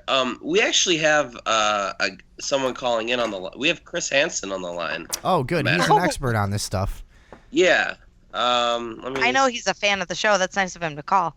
Yeah, what's going on, Chris? How are you today? How are you, sir? Doing all right. So what do you think of all these pedophiles and you know, the stuff going on with Pizzagate and just the whole epidemic in itself? Actually, I find it quite attractive. Really? Because it doesn't come across that way on your show. It seems like you really don't like pedophiles. You're always kind of snitching on them to the cops and setting them up and all this stuff. Yeah. You know, Sorry, what'd you say? Not really. Yeah, no, I'd say really. Wouldn't you, Andrea? I mean, do they do all that in post-production? Yeah, is that all editing? Yes. Oh, okay, so you're more... He's there. Are you? You probably swoop in and get the girl after the other guy gets arrested. Oh shit. Oh yeah. That's quite the scam. Breaking news. I believe that doo-wop artist David Box had a question. No. No, I was actually David. You were trying to say a question, and you were getting cut off. No, I wasn't trying to say a question. And then when you said that, I thought you were gonna play a song. Yeah. No. Where doo-wop artist. Sorry, David I was Box. real confused. Well. And then when you said the doo-wop thing, like when you first introduced David Box, you said that it was a different David Box, and I was like, oh, I thought he was gonna do a thing where that was me in a different life. I had no plan. I didn't know what I was doing with that. Well, before he goes, he wants to get down to brass tacks. Okay, let's see. Chris Hansen, what can you give us? And I know you're probably the most experienced one here in terms He's on of the forefront. Yeah, you're on the forefront of the fight against pedophiles nationwide. So what can you tell us? Well, no, he's asking the questions. Oh, I see. Sorry. Okay, then. Not usually how we do interviews. Okay. Yeah, and it's funny because usually when you're talking to a live person, they can sort of like change routes with you and maybe answer something else that they weren't planning on answering. But that's cool. He's sort of behaving more like a folder full of samples tonight. I don't know why. No, okay. I don't know. Good old Chris. Good old Chris. Classic Chris. There was one thing he wanted to get out, right. and there were a few questions. Okay, well, what was it? I like rape. Oh, shit. God, this is a whole different side of Chris Hansen. I never knew this about you. Yeah, and then he was wondering... Do we need rubbers? Do they hurt? Okay, and how are you communicating with him to know this stuff? Do you guys have some kind of telepathic connection? He's on my phone. I got it plugged into the computer. Oh, okay, and so you guys are like texting or something, so he can let you know to set up everything that he says perfectly. No, I mean this is exactly what he's trying to. Yeah, well, yeah, this is him communicating. You know what? I'm gonna just be really honest right now. I'm starting to think that Chris Hansen's not really on the phone right now. Wait. He's got one more question. You would know. Would you get naked? No, I will not. Well, when? Wait, hold on. When? And because I would sometimes. Well, yes, you have to sometimes. David Box. It's a two-part question. Do you shave down there? Shave like. Yeah. With a razor. Yeah. Is that Well, what he's asking? and more importantly. Are you still a virgin? Don't answer that. That's private. In your mouth. Turn Chris Hansen up. He's Chris Hansen's a little shy tonight. I don't know what he's saying. Yeah. Yeah. Sorry. Hey, Chris Hansen has to go. Sorry, guys. Yeah, I'm not sure why he was even here. Well, that was great. He's a good guy. Yeah. You know what? He has one. Like a psycho. He has one thing to say to you, Andrea. You guys, Let's have it. hold on a second. There's no way we're gonna top this bit. Look, it's been a great week, everybody. I want to thank Matthew Broderick and the Black Crows and the whole cast. I've loved it. I've loved every minute of it. It's been the greatest week of my entire life. Thank you so much, New York. You know there's no coming back. We might as well retire now. That was the greatest bit in the history of talk radio. We did it, everybody. That was terrible. Hey, how do you guys feel? I want our audience to just picture us all like, walking, just the four of us walking in like circles, hugging and like shaking hands, and then swaying back and forth with our arms over each other's shoulders, and just really triumphant that we put on a mediocre sketch comedy show again. Waving. Yeah. Someone has a sign. I have a sign. Says something cryptic. Yeah. So anyways, pedophiles, right? It's like, you know. Totally. Shit. We kind of inadvertently, through just other paths of researching pedophiles, found several people who have come across mysterious deaths and disappearances, and it seems like it always happens right when they're hot on someone's trail. Oh yeah, I've Have you guys ever noticed this? Yes, I have like many times, and they all blur together in my head. The names and places and how many times I've read of somebody investigating a pedophile ring that was murdered. Yes, many. There's no shortage. Vinny, No shortage. No. Vinny, I don't know if you missed this on that Alex Jones, Joe Rogan podcast, but Alex Jones says flat out, absolutely, they poisoned Andrew Breitbart because he was going to expose the Podestas and the Clintons. Yes, and the whole, not even them, the Democrats and the Republicans. By the way, I know we don't normally just take random sidetracks on this show, but Andrea and David Box, did you guys see the fucking Joe Rogan number 911 with Alex Jones? No. Dude, it's fucking in great. The background the other day. It is amazing. It is. I mean, love or hate Alex Jones, honestly, just the kind of like, just the interaction that was there. Plus, Alex Jones smokes a joint and everything, gets all high, drinks a whole bunch of whiskey, gets all fucked up. He drinks 10 glasses of whiskey. Oh, dude, he's fucked up, and they go into stuff that he never talks about like interdimensional stuff. But dude, I forget because he's become such a right-wing caricature almost, and he does his show that caters now to the religious rural audience, and stuff like that. I forgot how fucking interesting and intelligent that fucking guy is. I really did. And then I watched that show and I was like, holy fucking Christ. I remember why I listened to him back in the day, because he really is a fucking connected, smart, energetic, inspiring dude in a lot of ways. And I know people think he's fucking controlled opposition. basically because he doesn't talk about Jews. That's the biggest reason that people think that. I don't know. His defense is that like there's such a small, like, I think I said it earlier in the show. I don't want to repeat it, but our country has committed such worse acts. Why focus my show on the Jews when we should be talking about America? Plus, and people say, oh, well, he's never mentioned Zionism. Not true. I've heard him mention it 100 fucking times and say basically the same thing that we say on this show, is that, like, yeah, it's definitely a thing. There's definitely something to look out for there. It's definitely part of it. Is it the end-all, be-all of the entire structure of the New World Order and everything about society that you need to worry about? No, it's not. You know? No, yes. Simply put, it might be. There's a group of bad people that are like really trying to fuck up the world, and they just happen to be Jews. But not all Jews are bad. That's the easiest way to put it, I guess. Right. I think it's a strategy thing, because he may think and realize that it's like a Jew thing, but as soon as you say that in the public eye, you step into a different realm where a lot of people who might have listened to what you were going to say are now not going to, because you have the label of a Jew hater. Yeah, totally. You know what I'm saying? Yeah. Yeah, You're like the turd in the punch bowl. We got into that in the last show, where like you're taught fascism is the worst thing ever, but communism you blow over in school. Yeah. So anyways, that show was fucking great. And what the fuck were we doing before I took that sidetrack? I'm sorry.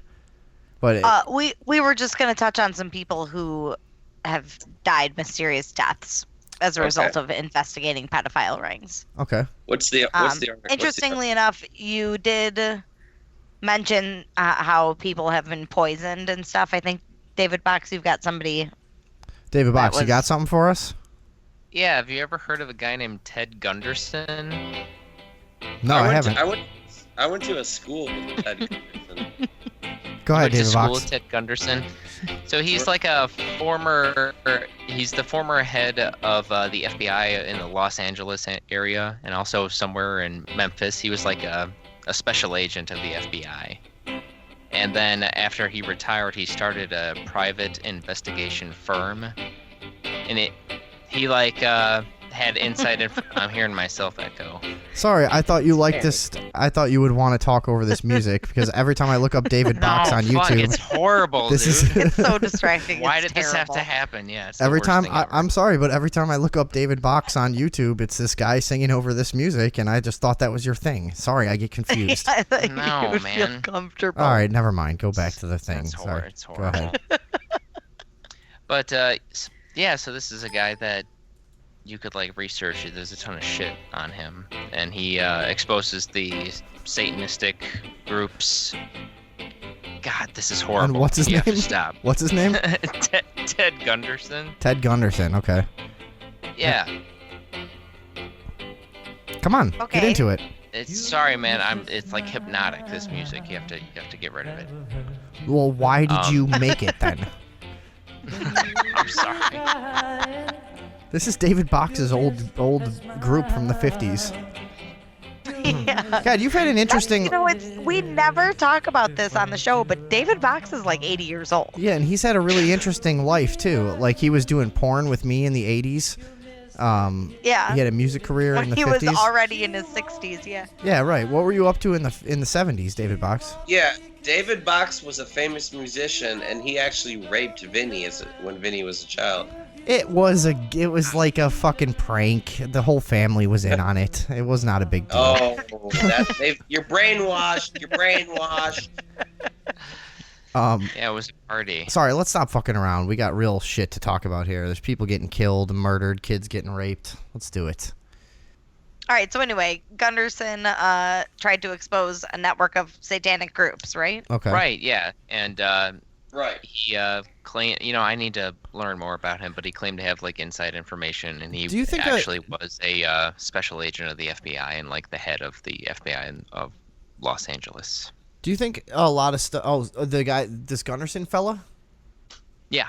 Okay, do you think a lot of stuff from back in those days when they said Satanism, do you think they just meant stuff that wasn't Christian? Because I think, like, I have a hard time believing that, like, the Church of Satan is responsible for this much shit when they really just seem like a joke. And actually, a lot of stuff the Church of Satan has said and stood for, I don't have any problem with at all. You know? This is 2011. Yeah. Oh, really? Dude, but think- he's an old guy. But I don't know. I hear stuff from, like, the 80s and 90s that's, like, a nation or a network of Satanist, you know, torturers and blah, blah, blah. And I think a lot of times they're mistaking, like, pagans and people like that Right. for an occultist for Satanist. I don't know if that's a, you know. I think it used to be that way, but it's become like it's become a lot broader term. Just like anyone who is not Christian is satanic, like, and that is a bad person. Right. Yeah, but this guy did talk about, like, a network of kidnappers and people who would kidnap children and infants and well, how long? perform I mean, satanic rituals and abuse, you know, human beings. But he could have been Muslim. Yep. What is it? You What do you call somebody like that? xenophobe. Oh, nope. Sorry. I was wrong. No, actually, I think you were kind of on the right track. But let's get back into this guy then. So, what else about him? What do you got? So he was when he died, I guess he was poisoned with arsenic. But the official story is that he died of cancer in his bladder. Yeah, I've seen this name. That, like, they didn't know about? That they did know about. They're saying that the cancer was a product of the arsenic. I don't know. There's a ton of shit on this. I need to do more research. Okay, but we're just going over a few because we're trying to, every episode, keep drilling this into people's heads. Pedophilia is a huge, giant problem, and everyone needs to fucking worry about it and fucking at least be aware of it and talk about it, because that's the first step, I think. You know? Yeah. You have to be familiar with the fucking problem and somewhat concerned by it, because it's so, we've talked about this before too, it's so hard to think about. But, like, when we were getting into Pizzagate and really diving into this, like I've said, this is an awkward thing to say, and I know it's creepy, but I did allow myself to, like, envision and fucking imagine what these kids would be going through and what that scene really looks like. And it drove me out of my fucking mind with rage. Like, just complete fucking, just uncontrollable, just anger. That's you know what I mean? And I feel like everybody needs to get that, you know? Everybody needs to figure that out and understand that these kids, you might not want to picture it. I know it's terribly unpleasant and it's horrible to talk about. It's not fucking polite dinner conversation and blah, blah, blah. But, like, these kids don't have a fucking choice of whether, they're fucking living it. They don't have a choice of whether or not they can think about it or whether or not they can fucking let it affect their lives. Can you imagine if you could hijack broadcast television and just, like, for 15 seconds throw some brutal, like, child pornography, horrible shit up there so that it's in people's faces and they have to see it and it becomes real? And it's like, I don't know how Dick Cheney back there doing it. Hold on a second. Yeah. It has been a great week here. And I just want to thank David Box for coming up with probably the most suable idea we've ever had on this show.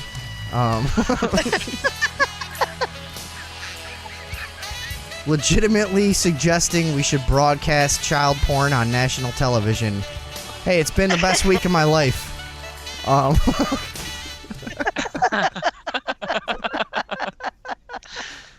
Yeah, no, but I get your point. Yeah. Yeah, no, I mean, I don't. All can donate child pornography. I'm just saying. I don't think you even. No, need, like, you would be using it's still it as a fantasy, weapon. you know. Some it's like it's not real to some people. It's just an idea. Fantasy. Yeah, it sounded a little awkward. Dave. Yeah. Fuck. I don't know how they were doing things 80 years ago, but things have changed, old man. Right. Yep. Right. I'm sorry. Okay, everybody. We'll see you next time. Sorry. Okay. All right. Anything else on Ted Gunderson? Yeah, or should we move Ted on? Gunderson is a name I've heard a lot. I'm kind of embarrassed that I don't know more about the guy. Yeah. It was only a couple years ago, so. Yeah. Yeah. So he died. Yeah, he died in July 2011, and Was he the guy that? Some shit out there.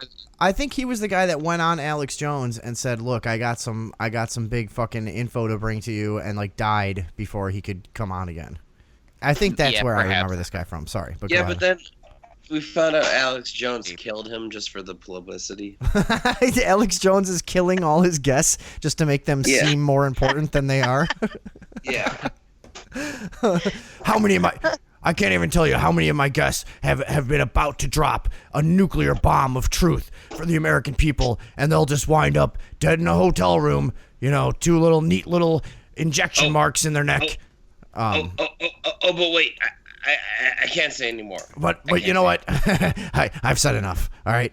I've said enough. My life I've said it. My life is like a movie, ladies and gentlemen. If I could even tell you the things that have happened, that's a real impression. I mean, but I'm getting calls from the CIA and FBI daily. And then behind the scenes, I love the idea. How great would it be if it just came out that he was just a serial killer of all of his guests that have died? Like, that was the whole deal. It's like, I swear to God, this guy's going to be in here in 2 days. He's going to, and the guy's like in the trunk of his car at the time. Like, he's got some big info for us, ladies and gentlemen. Like, maybe he was a huge Pizzagate guy. Who, Alex Jones? Or like a separate sex trafficking ring that's competing with the Podesta one. Uh-huh. And that's the whole reason, because he mentioned a breakaway society in the podcast. Breakaway civilization, Alex. Get it fucking right, or I'll beat the shit out of you. I'm sorry. Okay. No, but really, yeah, he's got his own crew, and they're trying to become the strongest pedophiles. Anyways, David Box, what else you got going on here? God damn it. So this Gunderson guy allegedly died of cancer, but there's a guy named Dr. Ed Lucidi who claims to have seen his body during the autopsy or some shit like that, and his fingertips were purple-ish, which is the sign of arsenic poisoning. All right, so another guy who probably went see. down for this cause, R.I.P. Ted Gunderson. You got a few other parts of the presentation here? Well, I'd just like to add... No, not you. David Box. Sorry, for Gunderson? I was just joking. No, what more do you people. Oh, Yeah. for more people? Yeah. There's a lady named Nancy Schafer. Oh, yeah. Who was I don't know, tried we to talked bring about her her to on the the show a show. while ago. Yeah, I yes. think we did. Yeah, but go ahead. No, we didn't. Yeah, so let's see, a conservative activist and the Georgia state senator from 2004 to 2008. And there's a lot of good videos of her where she's really drilling into the Child Protective Services and the CPS. She was on Alex Jones like 8 years ago. Okay. Yeah, she's got some good interviews with Alex Jones too, but Yeah. she's talking about like the money incentives that the CPS has to keep like kids circulating through their system, and that like there's this whole big enterprise that's built on getting kids through their system. So like it's kidnapping from poor families and right.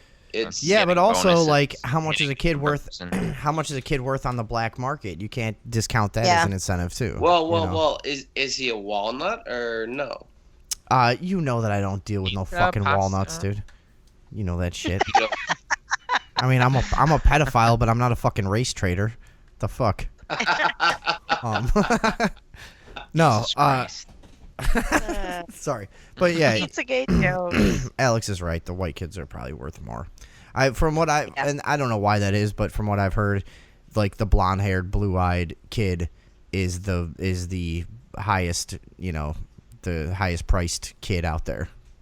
They're probably the hardest to come by because based on this, only poor people they're the easy targets. And Yeah. Well, yeah. Take the poor people, and I think if you even take the population, like blonde-haired, blue-eyed people are probably lowest. The highest is Asian. So, and nobody wants them.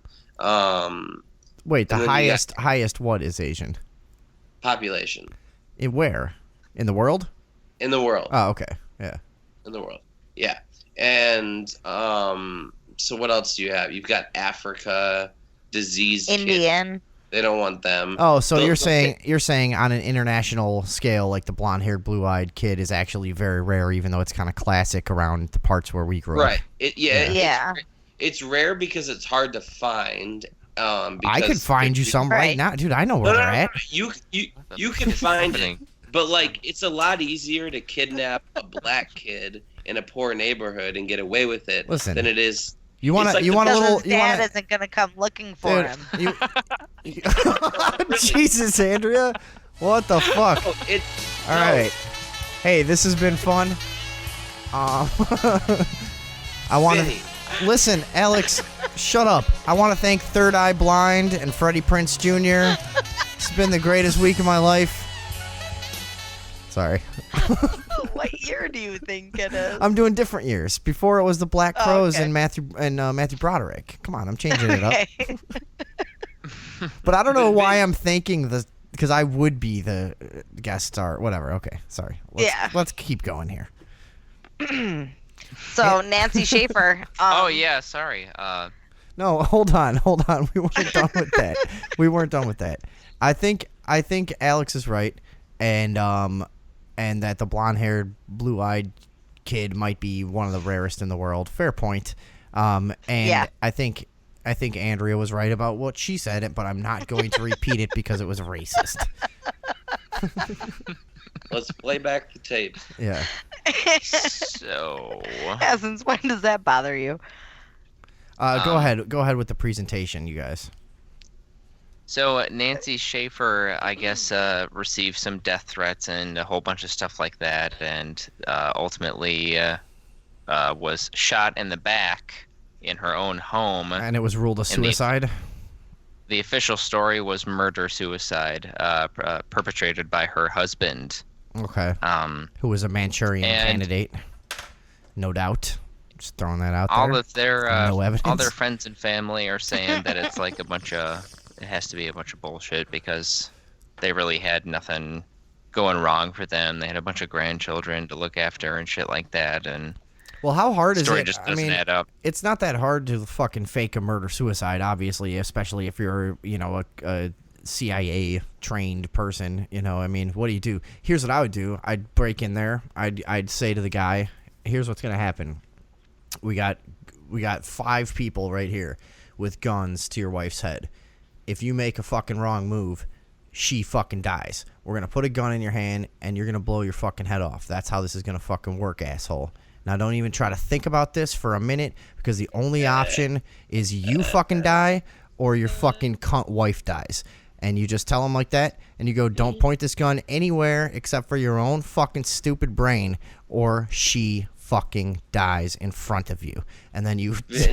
What? No, and then... And then he kills himself, so all the fucking powder burns and everything is right. You know what I mean? All the trajectories are correct. They can't tell that he didn't actually fucking shoot himself in the head. And then they just point his hand right with their gloves over his hand, take his hand, boom, boom, shoot the wife in the fucking head. Done. I know how you do it. It's not that hard. I think there would be a lot of guys who were like, well, can you kill my cunt wife first? I'd like to see it. Yeah, I was actually just before you said that, I was gonna say, and the great thing about my relationship is that shit would never work on me. Kill that bitch, dude. I gotta be the one to do this thing. Yeah. Yeah, like I'm thinking about my family. I'm not sure how that goes down. Yeah, you guys just start arguing about who deserves to die more. Like, well, no, honestly, your mom's trying to tell you, like, look, you're not going to amount to anything. It's obvious. I have already done a lot in life. I have to take care of your sister. Yeah, but he's an alcoholic. Yeah, but this bitch is just passive aggressive. She's feeding you lies. It'd go back and forth. Right, yeah.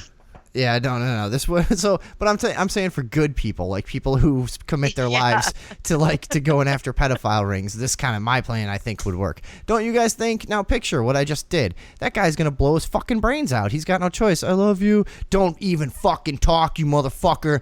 Let me just say goodbye. No, you want us to slit her fucking throat right here? And he fucking dies. Damn. Yeah. That would probably work. You could say goodbye in hell. Yeah, exactly. Yeah. But whatever. Okay, so and what else we got on the pedophile front? Also murder-suicide seems weird for like a couple that had a decent relationship. Yeah, they were super religious and everything too. And goals and like they were like, they had like good work they were doing. You know what I mean? Yeah, she was like about to do a movie, like a video series where she was talking about to people who had like been through the system and everything and had these horrible experiences and all of that stuff. Oh, wow. Yeah, so and did that ever come out or no? No, I don't think she got to do it because she died.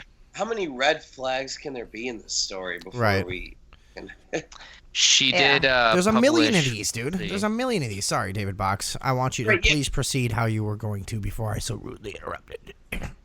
In 2007, she published a report entitled The Corrupt Business of Child Protective Services.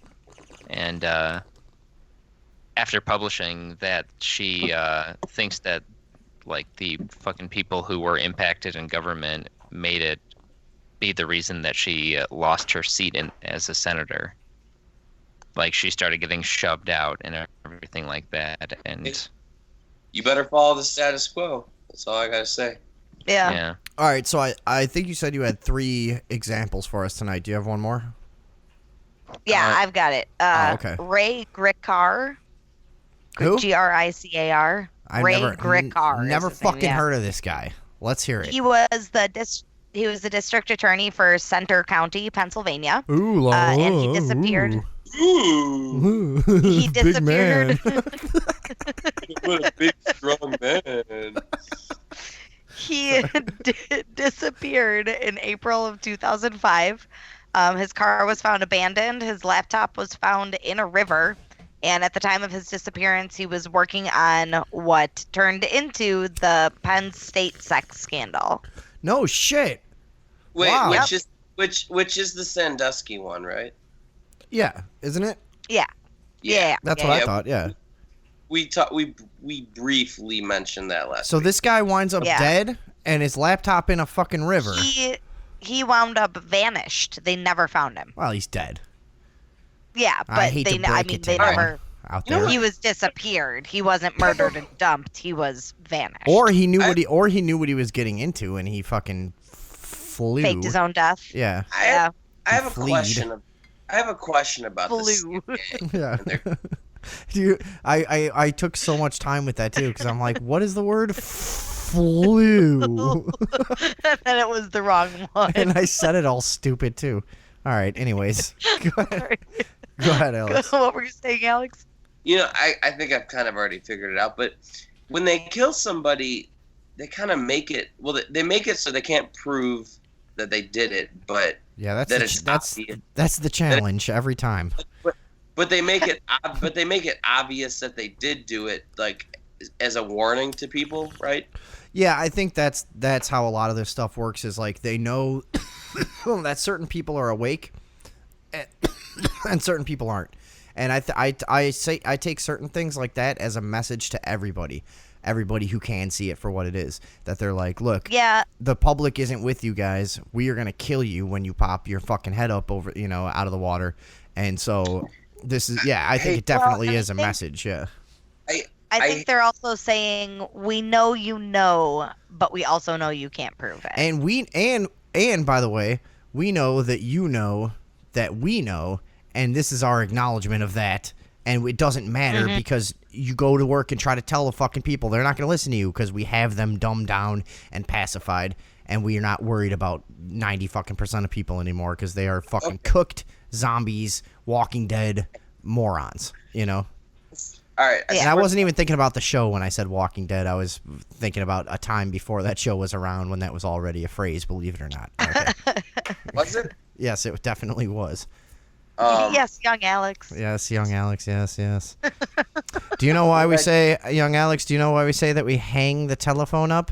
Because at one time the telephone hung on the receiver hung on the other part Nice. on the wall. What was the other part called? No, I got it. The other part. Yeah. Do you The think? bait. Do you think that terminology will ever change since we'll never hang phones up again?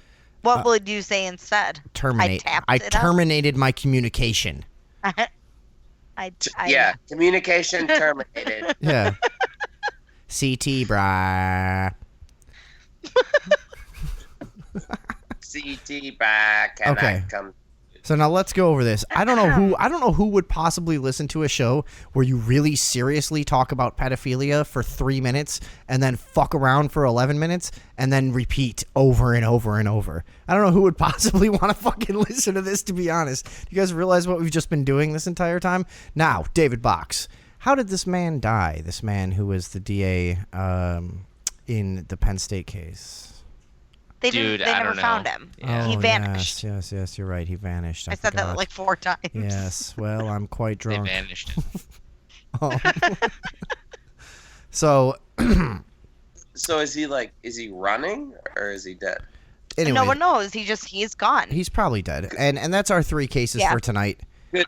So Could he- we're Ta-da. gonna could do he- this could all he- the time. Could he? That's you. Could he possibly be running? Yeah. Sure. I guess Then we- anything's Maybe possible. he faked his own death. Better Yeah. catch him. Yeah, I guess it's possible that Donald Trump and Kanye West are gonna fucking fight the Illuminati, but I'm not holding my breath, Alex. You see what I'm saying? That was yours and David's idea. Well, it was not a good one. So Yeah. uh, At least you have that insight. what? All right. Now I'm gonna tell you guys about something else, and I don't mean to try to connect Thomas Edison to a pedophilia ring in any way. Okay. Whoa, But- that's my boy, bro. I love the Don't- way You know- this. I love the way this is starting. But go ahead. Thomas, this is just a different story of a disappearance that I thought was suspect. Thomas Edison kind of I think most people know by now that he was kind of not a very nice person and was very manipulative of the public. And we were talking earlier about how he, in order to get people away from what Tesla was working on with direct current electricity, he was demonstrating, quote unquote, how that worked, and he electrocuted a cow in front of a bunch of people, and he was like, with my alternating current electricity, that wouldn't happen, even though it would. Oh, wait, Nate Incurrent. I remember him. Yeah. He was he was me and David Box's lawn dart dealer in college, because it was right after they made lawn darts illegal, and What year did Yeah, you go to Nate- college? What Nate, college? Nate, what? Yeah, Nate Incurrent. Yeah, man, you remember him? Anyways, back to you, Andrea. Yeah, totally. Yeah. Hey, David Box, 15 love, your long hair. serve. Yeah. In So the name anyway, game. so we kind of already know that Thomas Edison is petty and weird. So there's this mysterious disappearance of Louis Le Prince, who Petty? was the man who invented motion picture. So what we now know to be movies and things of the like. Sure, the thing invented it. thing that ruined the country. Yeah, I know it. Yeah, he invented it, and I guess Thomas Edison wasn't thrilled about that. And Louis Le Prince mysteriously vanished on a train. He was on his way to Paris, and he checked in, brought all his luggage, went to his compartment, and then nobody ever found him. They searched the whole train. They searched the whole railway that the train had been on, looking for any sign of him. He was never found. There was never any sign of struggle. All of his stuff was just left behind. No one ever came and claimed it, and he was just vanished. Got it. Really? Solved it. Yeah. Solved it. Went to his room, got drunk, fell out the window. Boom. The done, windows were sealed shut. solved. They couldn't be opened. Ooh. Have I stuck my foot in my mouth? Yeah, also they searched the railway. They did. Indeed, they would have. I'm sure. Yes. Wait, so this guy had this gadget or made the motion picture thing, and Yeah, it was like he had invented it and it hadn't taken off yet, but he was like allegedly huge competition for Thomas Edison in the world of inventing and sciencing and utilizing electricity for other things. And yeah, I thought the Lumiere brothers in France what made badass motion pictures guys before like, Edison in the first place. So I thought it was like, interesting that a French these had a guys thing. just yeah, I don't know. Alex, what did we talk Sorry. about? You wait till everyone else is finished, and then it's your turn. Now, go on. Tesla, Edison, these guys. It was just they were so passionate about creating discovering the next big thing. Mm-hmm. Is it just because we glorify those people from the past, or do we have less of those people nowadays? No, they're just doing things that don't necessarily affect our day-to-day life. They're not as interesting minds anymore. And scientists and inventors are like inventing better robots. Yeah, because everything is so compartmentalized too now, and so right, and it's right. like really small steps one at a time, and it's like imagine being to where thousands of years people have just lived. In darkness at night with nothing they could do about it, and somebody goes, you know what I could fucking do? I could put a little fucking thing right on your ceiling with a switch right in the fucking wall, and you could light this shit up anytime you want. You understand that? And you go, and it's what? Not fire. You're not going to have that anymore. The last thing like that, I swear to God, was the internet. I can't fucking imagine how anything like that, and it probably will, actually. I'm probably primitive, in my thinking in that way. Telephone. But yeah, the telephone, like the last thing like that was the internet, and I don't know how or when. It's going to be a long time at least before anything else that's that significant just comes along and goes, hey, now there's this product that changes your life, like interplanetary travel. It'll be. I think it'll be something like us forming with robots or virtual reality or our consciousness being uploaded to. I'll tell you what I'll tell you what it is. It's all fucking. Right, Vinny, fucking go on a rant about me cutting people off and people off. Go ahead. What were you gonna say? Yeah, no, I'll tell you what it is, dude. And by the way, don't even try that shit. Like you really, people who are listening to the show can hear how like blatantly you just over and over try to cut everyone off all the time. Everyone does it here and there. It's gonna happen, but you can't be a little baby about it and then get all pissy and shit when I'm like doing the same thing here and there. I'm not gonna ever be doing it nearly as much as you've been doing it for this entire show. Trust me. Just trust me. Okay. Everyone will agree, and everyone hates you, and everyone loves me. All right, I'm kidding. Listen, the next thing. This is what I was trying to tell you. Is that I think it's going to be replaceable fucking organs and body parts. I think that would be the next thing that could change the world as much as the internet had. When you can just pop a new heart in, and people start living like 300 years. That's what I would predict. What do you guys think of that? That's I think that's pretty fair, but is that the next thing they're gonna have? Yeah. So now Alex is just gonna not like anything I say for a while. I think the next thing is gonna be you can, and it's already happening. You go into a grocery store, grab your shit, and walk right out, and you don't have to deal with the checkout or anything like that. Are you talking about shit Amazon stores, David? Yeah. Yeah. Oh, those are. I know we've already talked about it. Okay, yeah. Then you'll have delivering with a drone robot bringing whatever you ordered to you within a couple hours and shit like that. Well, that's already happening, isn't it? Yeah. That's not what I'm talking about, dude. That's not on par with the internet. That's not on par with light bulbs. But what if that becomes the standard way of doing things? Yeah, then? like you'll wake up one day. It already has been for years, dude. People have been having all their shit delivered for years. A lot of people have. No, yeah. Wait. Then why are there still grocery stores It's for poor electronic people like stores. you. It's for lonely housewives. Oh, dude, I went to the fucking grocery store. I was on the phone with Alex. Every grocery store is so fucking awesome at like 3 p.m. Like it's all the fucking hottest women you've ever seen in your entire life just walking around. Like, you know, they're not like 22-year-old like prime of their life. They're like late 30s, like elegant, really fucking sexy ladies. And I forgot about that. I hadn't been to the grocery store in a long time, and I was just walking around with my jaw on the fucking floor like, what the this is like better than any bar or nightclub I've ever been to. Is the grocery store at 3 p.m. Sorry, I forget why I went into that. But you do hear that women in their 40s are like, that's like, they get like this heightened sexuality, right? They get really tall sexually, yes. Yeah.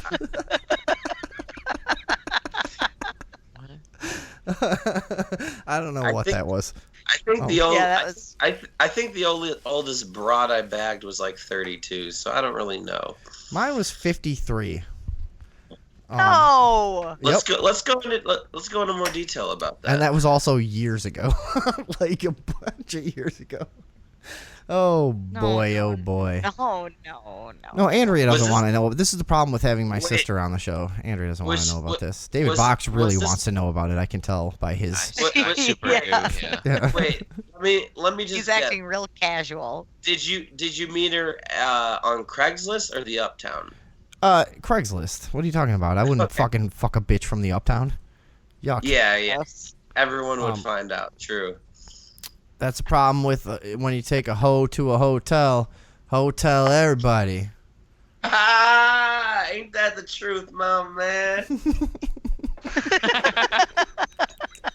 We just break into a bad minstrel routine. It's like Jesus. Man, I hate when bitches be menstruating. the modern minstrels, everyone. Where It's the fuck? like- What? Yeah, How did this happen? What were we talking? Yeah, okay, look, I fucked a 53-year-old broad from Craigslist. It's not that fucking interesting. It wasn't fun. Oh yeah. Oh yes, it is. I will tell everyone out there that the fantasy of older women is way better than the non-flexible, droopy reality, and it's just not. Gross. I'll also tell everyone. Sorry, go ahead. No, it's just not what you think it's gonna be. That's what was my experience. It was kind of like, ugh, why did I want to do this? I'll also say That's the whole story. not everyone has a fantasy of fucking a 54-year-old woman. Well, it wasn't a specific age. I just was interested in older women at the time. I thought that would be a nice thing to do for my peenster. You were wrong. Yeah, it just wasn't. I don't know, dude. A lot of guys have. It's not weird. A lot of guys have this. It's fairly common. You know? It's not weird. Yeah, everybody's doing it. Yeah. No. It's definitely not that, dude. I've heard enough people talk about it that I feel like it's not that weird. I don't know. That's how I feel. I need to believe. I need to believe that. Okay. Okay. But yeah, whatever. Yeah, whatever. So I pulled it off, and I was like, yeah, black. Because yeah, like you're banging like your girlfriend is like 22, you know, and you're like fucking malnourished. Bang some like 53-year-old mess. Like, ugh. It's just a Why don't you bad have scene. a girlfriend? No, I didn't have a girlfriend at the time, but I was used to banging like a 22-year-old or something. I don't know. Yeah, that just sounds horrific. Yeah. Well, you're a woman. How did banging become the main word? It's so weird. Just bang that. Like, how did anyone ever come up with that? I banged it. Banged her. You bang. Like, think about if you had never heard that before and somebody said that, would you even know what they were talking about? You'd think they beat the shit out of somebody. Yes. Like, yeah. You bang your body parts together. It makes sense. I would never have said bang. I would have said squash. I would have said I fucking squashed that chick. Hey, you trying to get squashed? Yeah, I mushed her. I squashed it so hard. I think it's more of a squish than a squash. Yeah. A I mash or a mish, maybe. Yeah, I would have never gone with bang, though. What?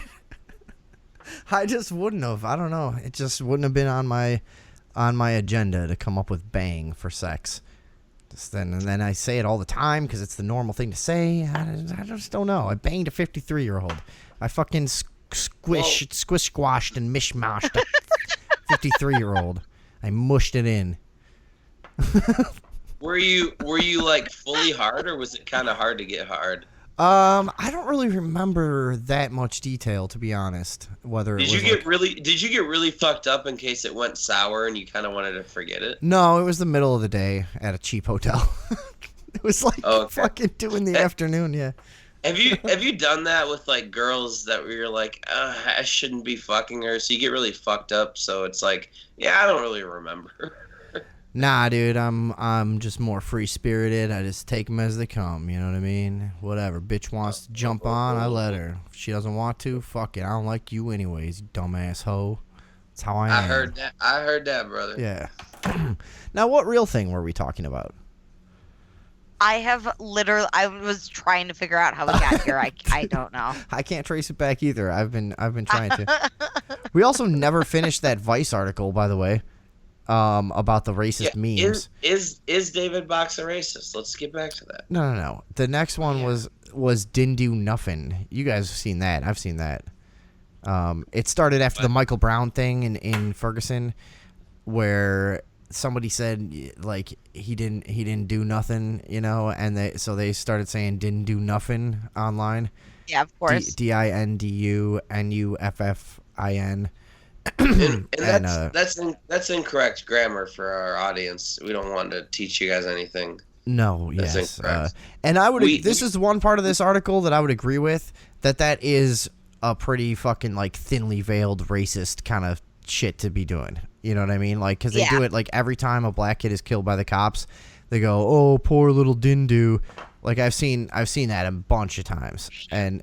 So there are people out there doing that. Attention, Vinny is siding with the mainstream media. Dindu sounds more like an Indian name, though. Hello, I am Dindu. Oh, little Dindu. Oh my God. I am not doing anything. Hold on. Wait. I have not doing anything wrong. I am as mad as a hell. Wait. I've just gotten word. Our Indian correspondents have stepped in the studio. Yes, here they are for the first time in a long time. Dr. Prajit. What is it? Prajit. How do you say it? Mahinder Ramamurthy and somebody else. What's going on, guys? My husband, Dr. Pranjit Mohinder Ramamurthy, and I, we are very, very disappointed in the allegations against our son Dindu. Dindu Ramamurthy. Okay. He has not done anything wrong. Dindu is a good boy. I feel I've seen him on the Twitters, and we are mad as a hell.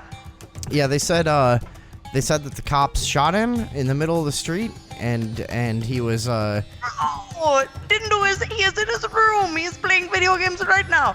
Yes, Dindu. He can't hear us. He is not shot. He is not shot.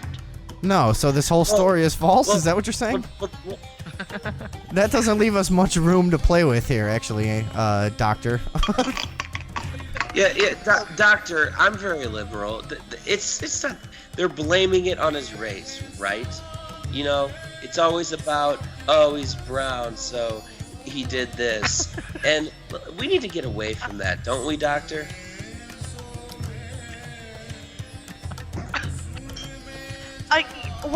We are American people. We have our Indian home. We have our Indian son, but we are American people. We didn't do nothing.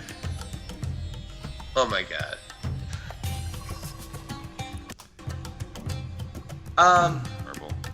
Back to the missus. So you're just a regular Indian couple. Well, can you not tell by our names at our jobs? Well, no, I would never subjugate someone, you know, just by their names and their jobs and assume that they were a race. I didn't think that this could get worse.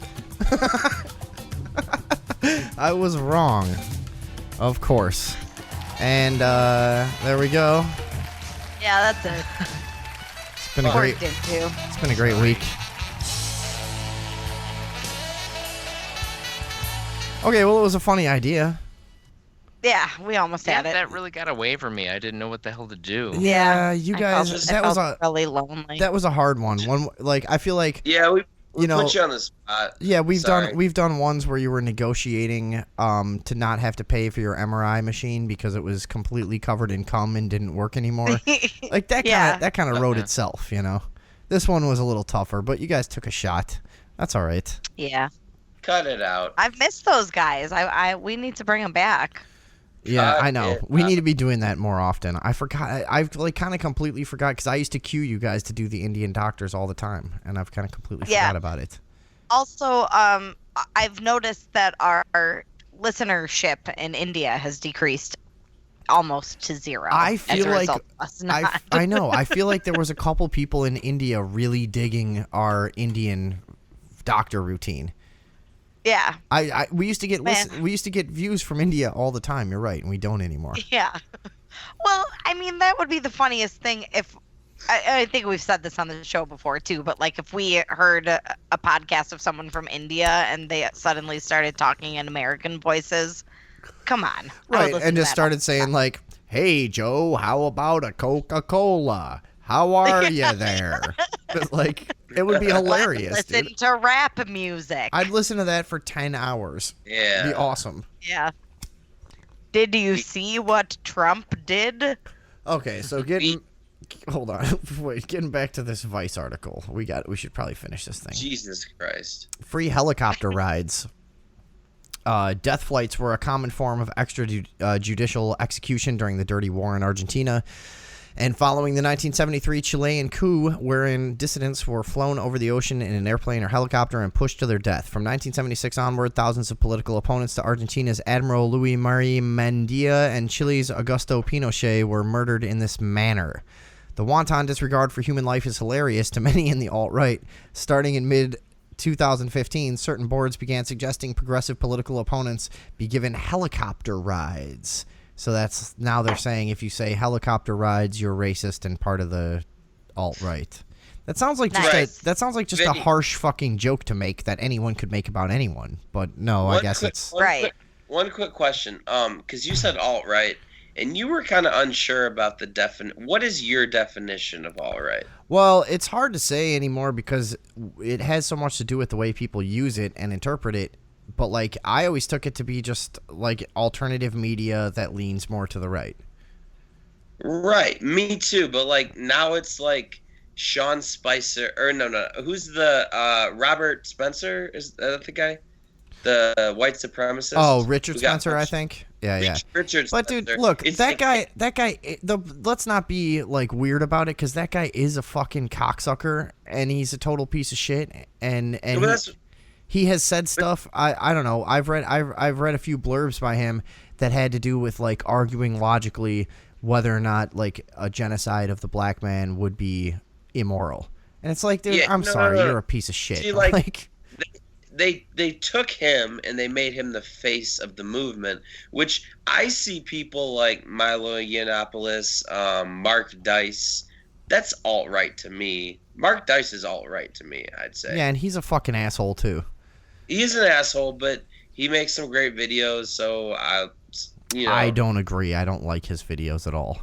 But anyways, he just comes across as so just smarmy, fucking, you know, pompous, full of himself, and actually, honestly, I think if people came out and said, "Hey, this guy seems racist," I might actually agree because he's constantly subtly attacking everything but straight white, you know, shopping mall fucking suburban culture, you know, like he's constantly attacking everything that isn't that. Okay, like, yeah.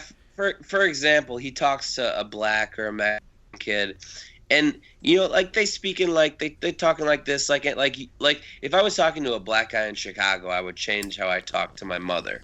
I have a different dialect, and he'll play that clip, and then he'll be like, "Look at these idiots that don't even know how to speak English." It's like, well, no, that's just their dialect where they live, dude. It's just a different form of English, really. Yeah. Right. It's like they're not as. I mean, maybe they're a little stupid, but they're not fucking retarded. It's not like they don't know English. You're completely misrepresenting this. Yeah, but Yeah, so it's the same thing with like when hillbillies are always represented to be real dumb because they have a southern accent. right, Or, yeah, but it's impossible to Except no one believe. cares about that because they're white. It's impossible to believe that everyone with an accent is stupid. You can't. I mean, that would just wouldn't make any sense, would it? We all have accents. But I want to believe it. Like, I feel like it has to be true in a way. Like, I would like. There's been done in comedy before, like how you would never want to have like a brain surgeon come in and be like, "All right, so what we're gonna do here is we're gonna cut you open like this," and like that wouldn't be good. No matter if the guy could have all the degrees in the world, you just wouldn't be comfortable with that. Like. Okay, all right, but if you were born in Texas, you never left, and then you went to Chicago and you were getting work done there, they would sound unusual to you. Like, no, they wouldn't sound stupid. It's so weird. Like, you go to another country and they're like, "Oh my God, your accent." I'm like, I was always under the impression I didn't have an accent, but apparently, well, that's because most of the media and TV, actually, this is a thing. Like, Chicago is known as the TV accent. Yeah. And right, because it's like the easiest to follow, most properly. It's also just the most exaggerated and almost kind of harshest sounding in a way. I feel like an idiot. Right. I live in Louisiana right now, and I talk to a lot of people that like I'm in a conversation, and I notice that I'm the only one going like "Oh, I had to do it. You don't understand me." Just like it sounds so dumb. It sounds so dumb sometimes. Like when I really step back and think about how everyone else is talking, and I sound like this. I'm like, yeah, I understand why people think I sound like an idiot, but I don't know. I think it's for whatever reason. It's exaggerated. It's like easy to understand. All right.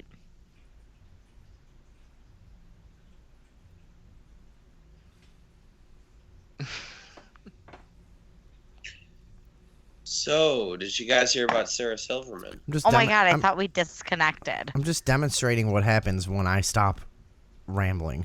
No, I'm picking it up. Did you guys hear about Silverman? Yeah, no, it only took you 13 seconds, by the way. That was good. Well, I thought, okay, whatever. It's not only Did you. hear about her? It's not only you. It's all of you. It's all of you. Inexcusable. Okay, fucking, Your sentence ended so abruptly, I thought we were disconnected. Yeah, and before you point your fingers, make sure your hands are clean, buddy. Ooh, yeah, I've heard of Sarah Silverman. I don't like her. She called, it was on TV or YouTube or something, for a military coup against Trump. Is that going to work? And this has been an ongoing thing. Like, every couple of days, a celebrity will come out. Rosie O'Donnell was last week. She said, "You know what? We need martial law. This is crazy. We cannot have a guy like this." Now she's saying, okay, if we're not going to do martial law, we just need a military coup. It's like they keep going farther and farther. Is it anything like her Pope video where she's like, if you guys did a military coup, you would get so much pussy? It's Sarah Silverman, not Rosie O'Donnell you're talking about, right? Yeah, oh, okay. Yeah, Rosie O'Donnell. Is it like a comedy thing is it like a video that she released, or is it like a real call to action? Is she like it's joking around, or it's a legitimate call to action? She wants a military coup. She's not cracking jokes or anything like that. Just open a new tab, type in Sarah Silverman military coup. Let's do something different because this thing is boring. I agree with whoever that was. That was me. Guys, no, I don't think Sarah Silverman is funny. Remember? Listen. Hold on. Yeah, I'm gonna try to stay in the background and just kind of be inconspicuous and just do some samples and stuff while you guys talk. Yeah, we get it. You're gonna see if we can run the show out. All right, what were you saying, Andrea? Shut the fuck up!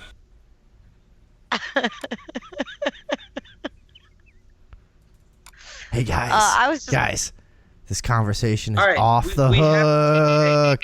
Guys, we haven't talked about the Super Bowl halftime show yet. The Super Bowl halftime show was off the hook.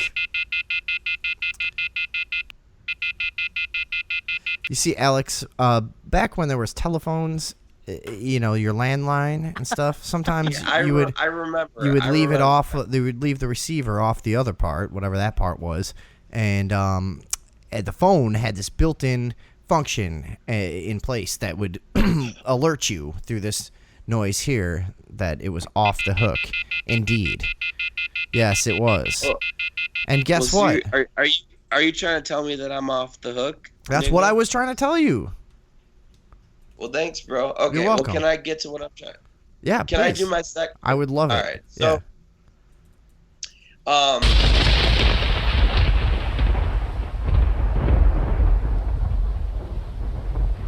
are we good? Are we done? Sorry, there's a storm here. Go ahead. All right, if you're gonna start playing storm. No, dude, I can't control the weather. What am I, harp? Have you ever served? Will you go on with your thing? If you're gonna, all right. As soon as you start making fucking sound clips, I'm gonna stop. That's not me, dude. That's David Box. Will you please? Excuse me. Will you please go on with your thing, please? For the please. Okay. This fucking show is for the birds. Go, Alex. The show is all over the place. Okay. Alex, will you hurry up? Yes. I'm prepared. Okay. So the Super Bowl started with George H.W. Bush doing the coin toss, which is kind of like hey, the Illuminati's here and we're ready to control this shit. At least I felt that way. Yeah, I know what you mean, but you're a few years into this and you do psychedelics and it gives it a whole other taint. But I know exactly the feeling that you mean. I haven't done psychedelics in 2 years, but yeah, I know what you mean. Yeah. You know all about taints, don't you? Okay. Kid? Well, so people were saying that they're... What did you say? Nothing. Go ahead. No. No, dude, come on. Dude, seriously, please. It's not even worth going back to. Don't be a pussy. What'd you say? About what? You're ruining the show. Come on, please keep going forward. Keep going. So then a lot of people were saying that Cuck. I'm done. Dude, come on, seriously. Come on. Okay, come on, seriously, then shut the fuck up. Ooh.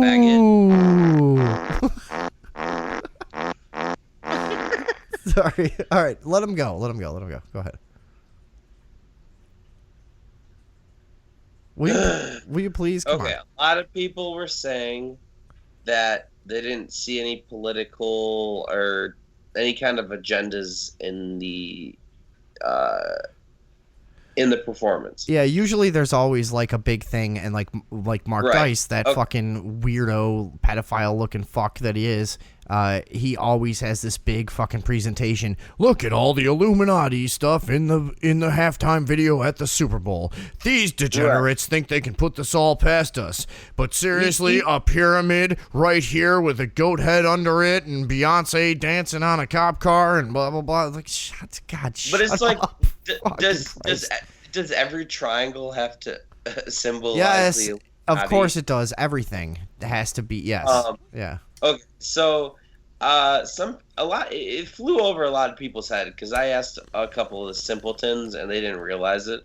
I also like to note that, speaking of Mark Dice, he made a video, might have been Paul Joseph Watson, saying that they had planned on making this a big, like, kind of Illuminati, police state, surveillance state type performance. Just like how Beyonce's previous performance was all about, like, militant, like, basically martial law. Right. Because they were getting ready they were getting ready for all these like riots with the shootings with black kids. Yeah. So, right off the bat, it starts with these lights in the sky behind her, and UFOs. Just these lights. I don't know what they are. Maybe they're fireworks. Half of them are all blue. Half of them are all blue. Half of them are all red. Okay. Clearly, like, showing the division between our country. I know. That's the perfect picture of it. A bunch of different colored lights. That's really what we all are. Half blue, half true. red. I mean, you get the symbolism. Yeah, of course. It's like Pepsi and Coke. I know what you mean. And then she goes up on like this big metal structure, which I kind of want to call like obelisk-like, but it's not. It's not really like it's close. It's this really tall metal tower, and she goes up on top of it, and I feel like that kind of like symbolized like we're the elite, we're above you little simpletons that are screaming in the crowd type thing, because this thing was huge, like huge. It was really big. Okay. You'd have to see the video to see it. That sounds like a bit of a reach, just the way you're describing it, but okay, maybe it is. I'm just. But whatever. Yeah, you're looking for stuff. Go ahead. Yeah, I'm just looking for stuff. Maybe it's true, maybe it's not. And then she flies down on, I don't know how they do that, and then she's on a stage, and she was attached to wires. Yeah, well, I know that, Andrea. You just said you didn't know. I don't know how she did it, ladies and gentlemen. Clearly some kind of satanic Illuminati witchcraft that she has access to. I'm not even going to try to explain it. It's stuff, they flaunt it right in front of our eyes. The average American thinks it's wires, but she's clearly actually floating. Look, I've never seen wires that invisible, that strong, that can pull off these maneuvers at these heights. Come on. Don't ask me to be a sheep. Don't ask me to stay asleep. Don't ask me to believe your lies. All right. Now, there is this one. So she goes down to the stage. She goes down to the stage and she starts singing, whoring herself out, singing her hits.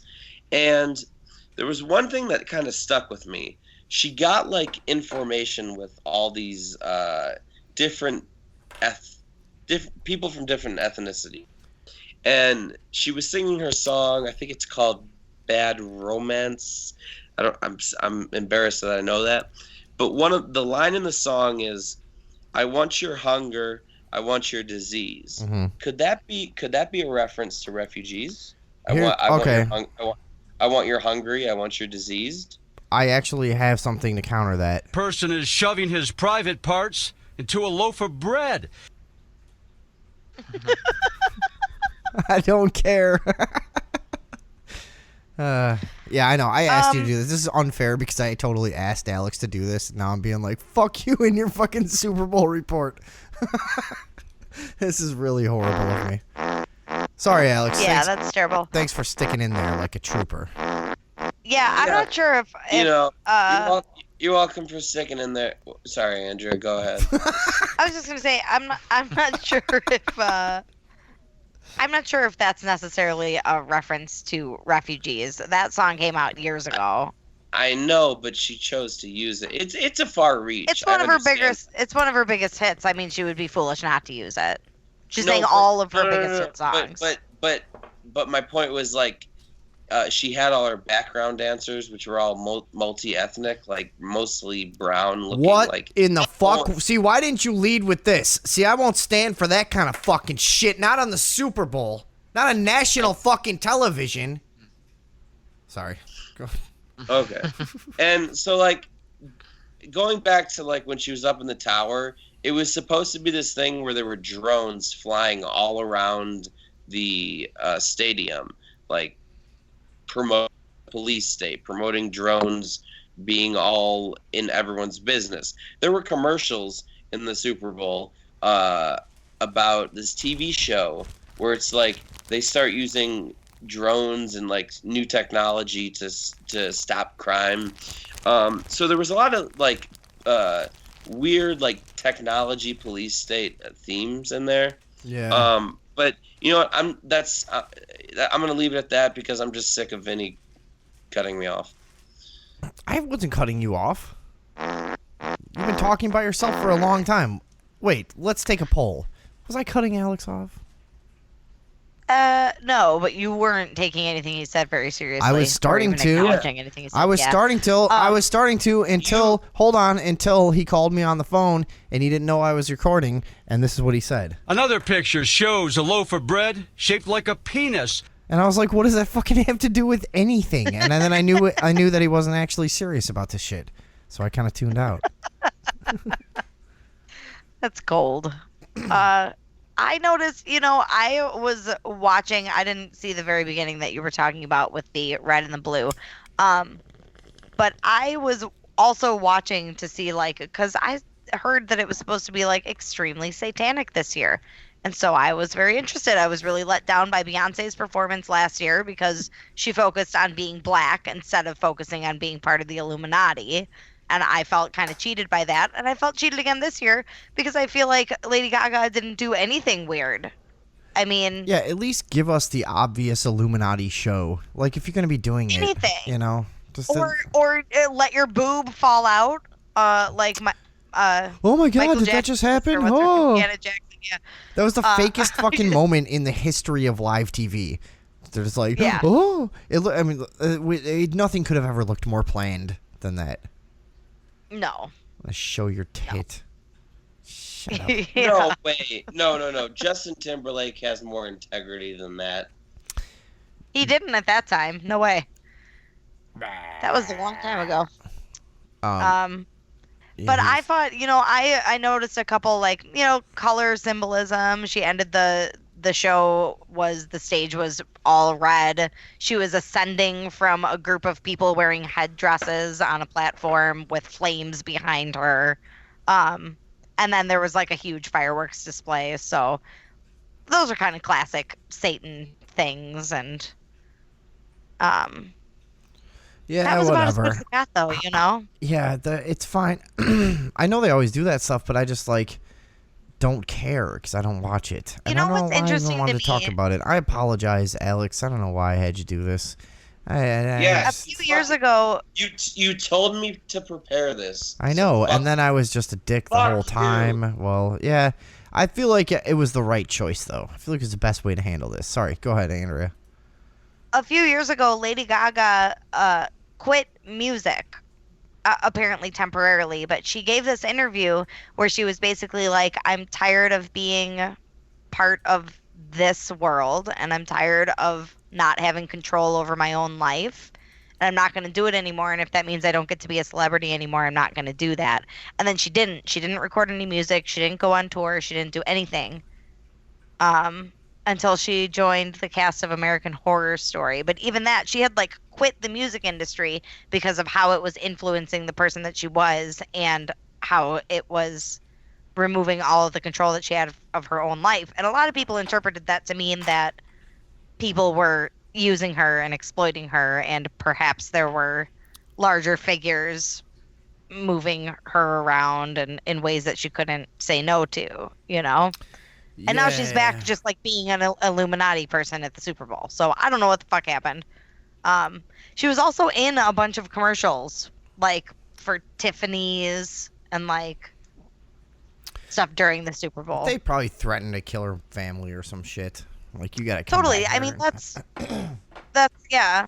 And she holds the key to the gay, lesbian, trans community. She's a role model for them, and she's an advocate. And I actually saw a lot on Facebook of people who were like, oh, I'm so disappointed in her. She had such an opportunity and she was just silent, and she didn't say one single thing in advocacy of the community who has made her the person that she is. And it's I don't understand how you to that, but a lot of her fans felt betrayed by her performance because it wasn't political enough. What is supposed to be the huge fucking tear-jerking issue right now with trans people?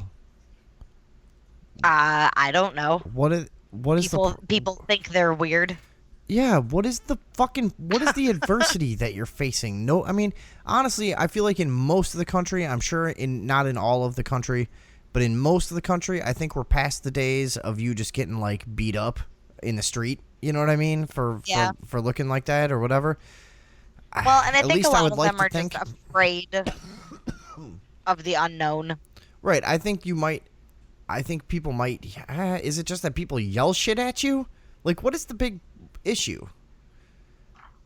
I'm not even trying to say that to be a dick. I just like don't get the bathroom thing. The bathroom thing, you have to understand. Like, you have to understand, dude. You're trying to change gender from one thing to another, and to certain people, they're just not gonna like be into it. Like, just you know what I mean? Like, isn't it that simple? Like, you're trying to do something. Yeah, totally.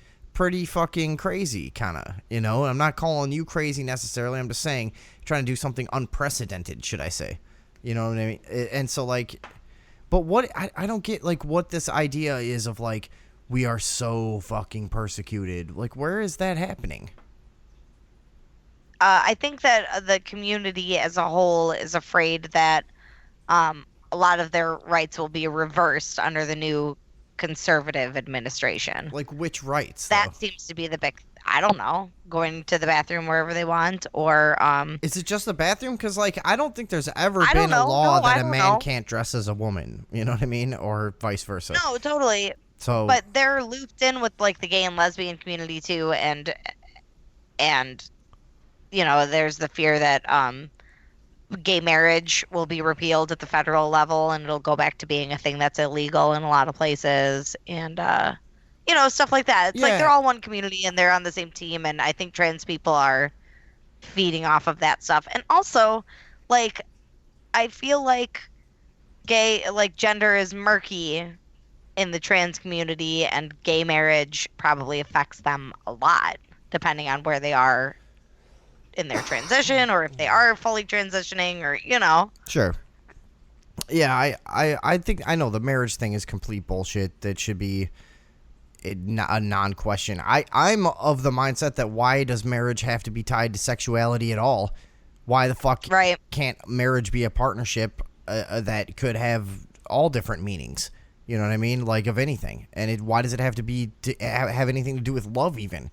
Why, you know what I mean? It's such a joke. Yeah. Like, so many people who are married don't have sex anyways, yet the entire idea is tied to sexuality for some reason. Yeah. Like, it just, I think you should just be able to marry your fucking roommate if it's convenient for 5 years, you know, and then annul it. Two dudes getting married. You know what I'm saying? Like, that it shouldn't even be a thing of like romance and sex so yeah, I agree. The whole thing is fucking bullshit. But you see what I'm saying, right? It like can be if you want it to be. Yeah. But nobody's taking anything away from you by also being married. Your marriage is this is such a weird, insecure thing to be worried about. I just don't get it. I know, and on such a large scale. And so many people who like philosophize it, like, well, no, it's meant to be meant by who? Shut up! What are you talking about? It's meant to be a woman and a man, and it's sacred bonds and blah, blah, blah. You can still have all of that. No one's taking that away from you. So, yeah, that shit's fucking retarded. I just don't quite get what the whole uproar, though, other than that. It's like what you're acting like the entire country is going to fucking rip you apart in the streets if you don't get more support. It's like, it's not, I don't know. I don't get what the problem is. I really don't. I don't either. I wish our gay and lesbian correspondent was here to interpret it for us. Famous trannies that go all over the world and shit. Like, it's what, you know what I mean? You're not some underground culture. Even like, just famous for being good transsexuals. Right. Without much of a personality or any talent. Yeah. Definitely. Yeah, dude. Fucking, I don't know, dude. Special interest groups, you know what I'm saying? You just can't understand because you've never been oppressed. I guess so. You're a white. Is Alex male. asleep? You'll never. I think that's Alex snoring. Yep. Oh my God! And David Box is still here. So he just talked and talked and talked and interrupted and did a whole bunch of stupid shit until he just all at once passed out and never said another word. Talked himself to sleep. Yeah. I like to think that he's literally right now. Listen to that. He's he's just passed out like in a chair, like with his head slumped over in front of him, you know? I know that's how he's sleeping right now. That's fantastic. Or perhaps it's almost as if he's faking it. Perhaps with his arms on the desk and his head, you know. Oh, or is he pretending to be asleep so that we'll talk shit about him? Boy, will he be well, it doesn't matter, because even if he was really asleep, he could still listen to us talking shit about him, because this is recording. Yeah, you're right. He's going to be embarrassed when he wakes up and we are gone. It's really funny. All right. I think we're out of here. Yeah, this has been nice. Everybody, shh, don't wake him. Yeah. Alex is a racist fucking idiot. And he sucks. We should kill him. Yeah, we should all get together and kill him. If you're interested in killing Alex because he said something you don't like, email SundayEveningOverdose@gmail.com or get in touch with us on our Facebook page or at OverdoseTalkShow.com. Let's kill this fucking piece of shit. Yeah. Good night, David Box. Bye. Bye, I'll miss you. Good night. Bye, Andrea. Bye.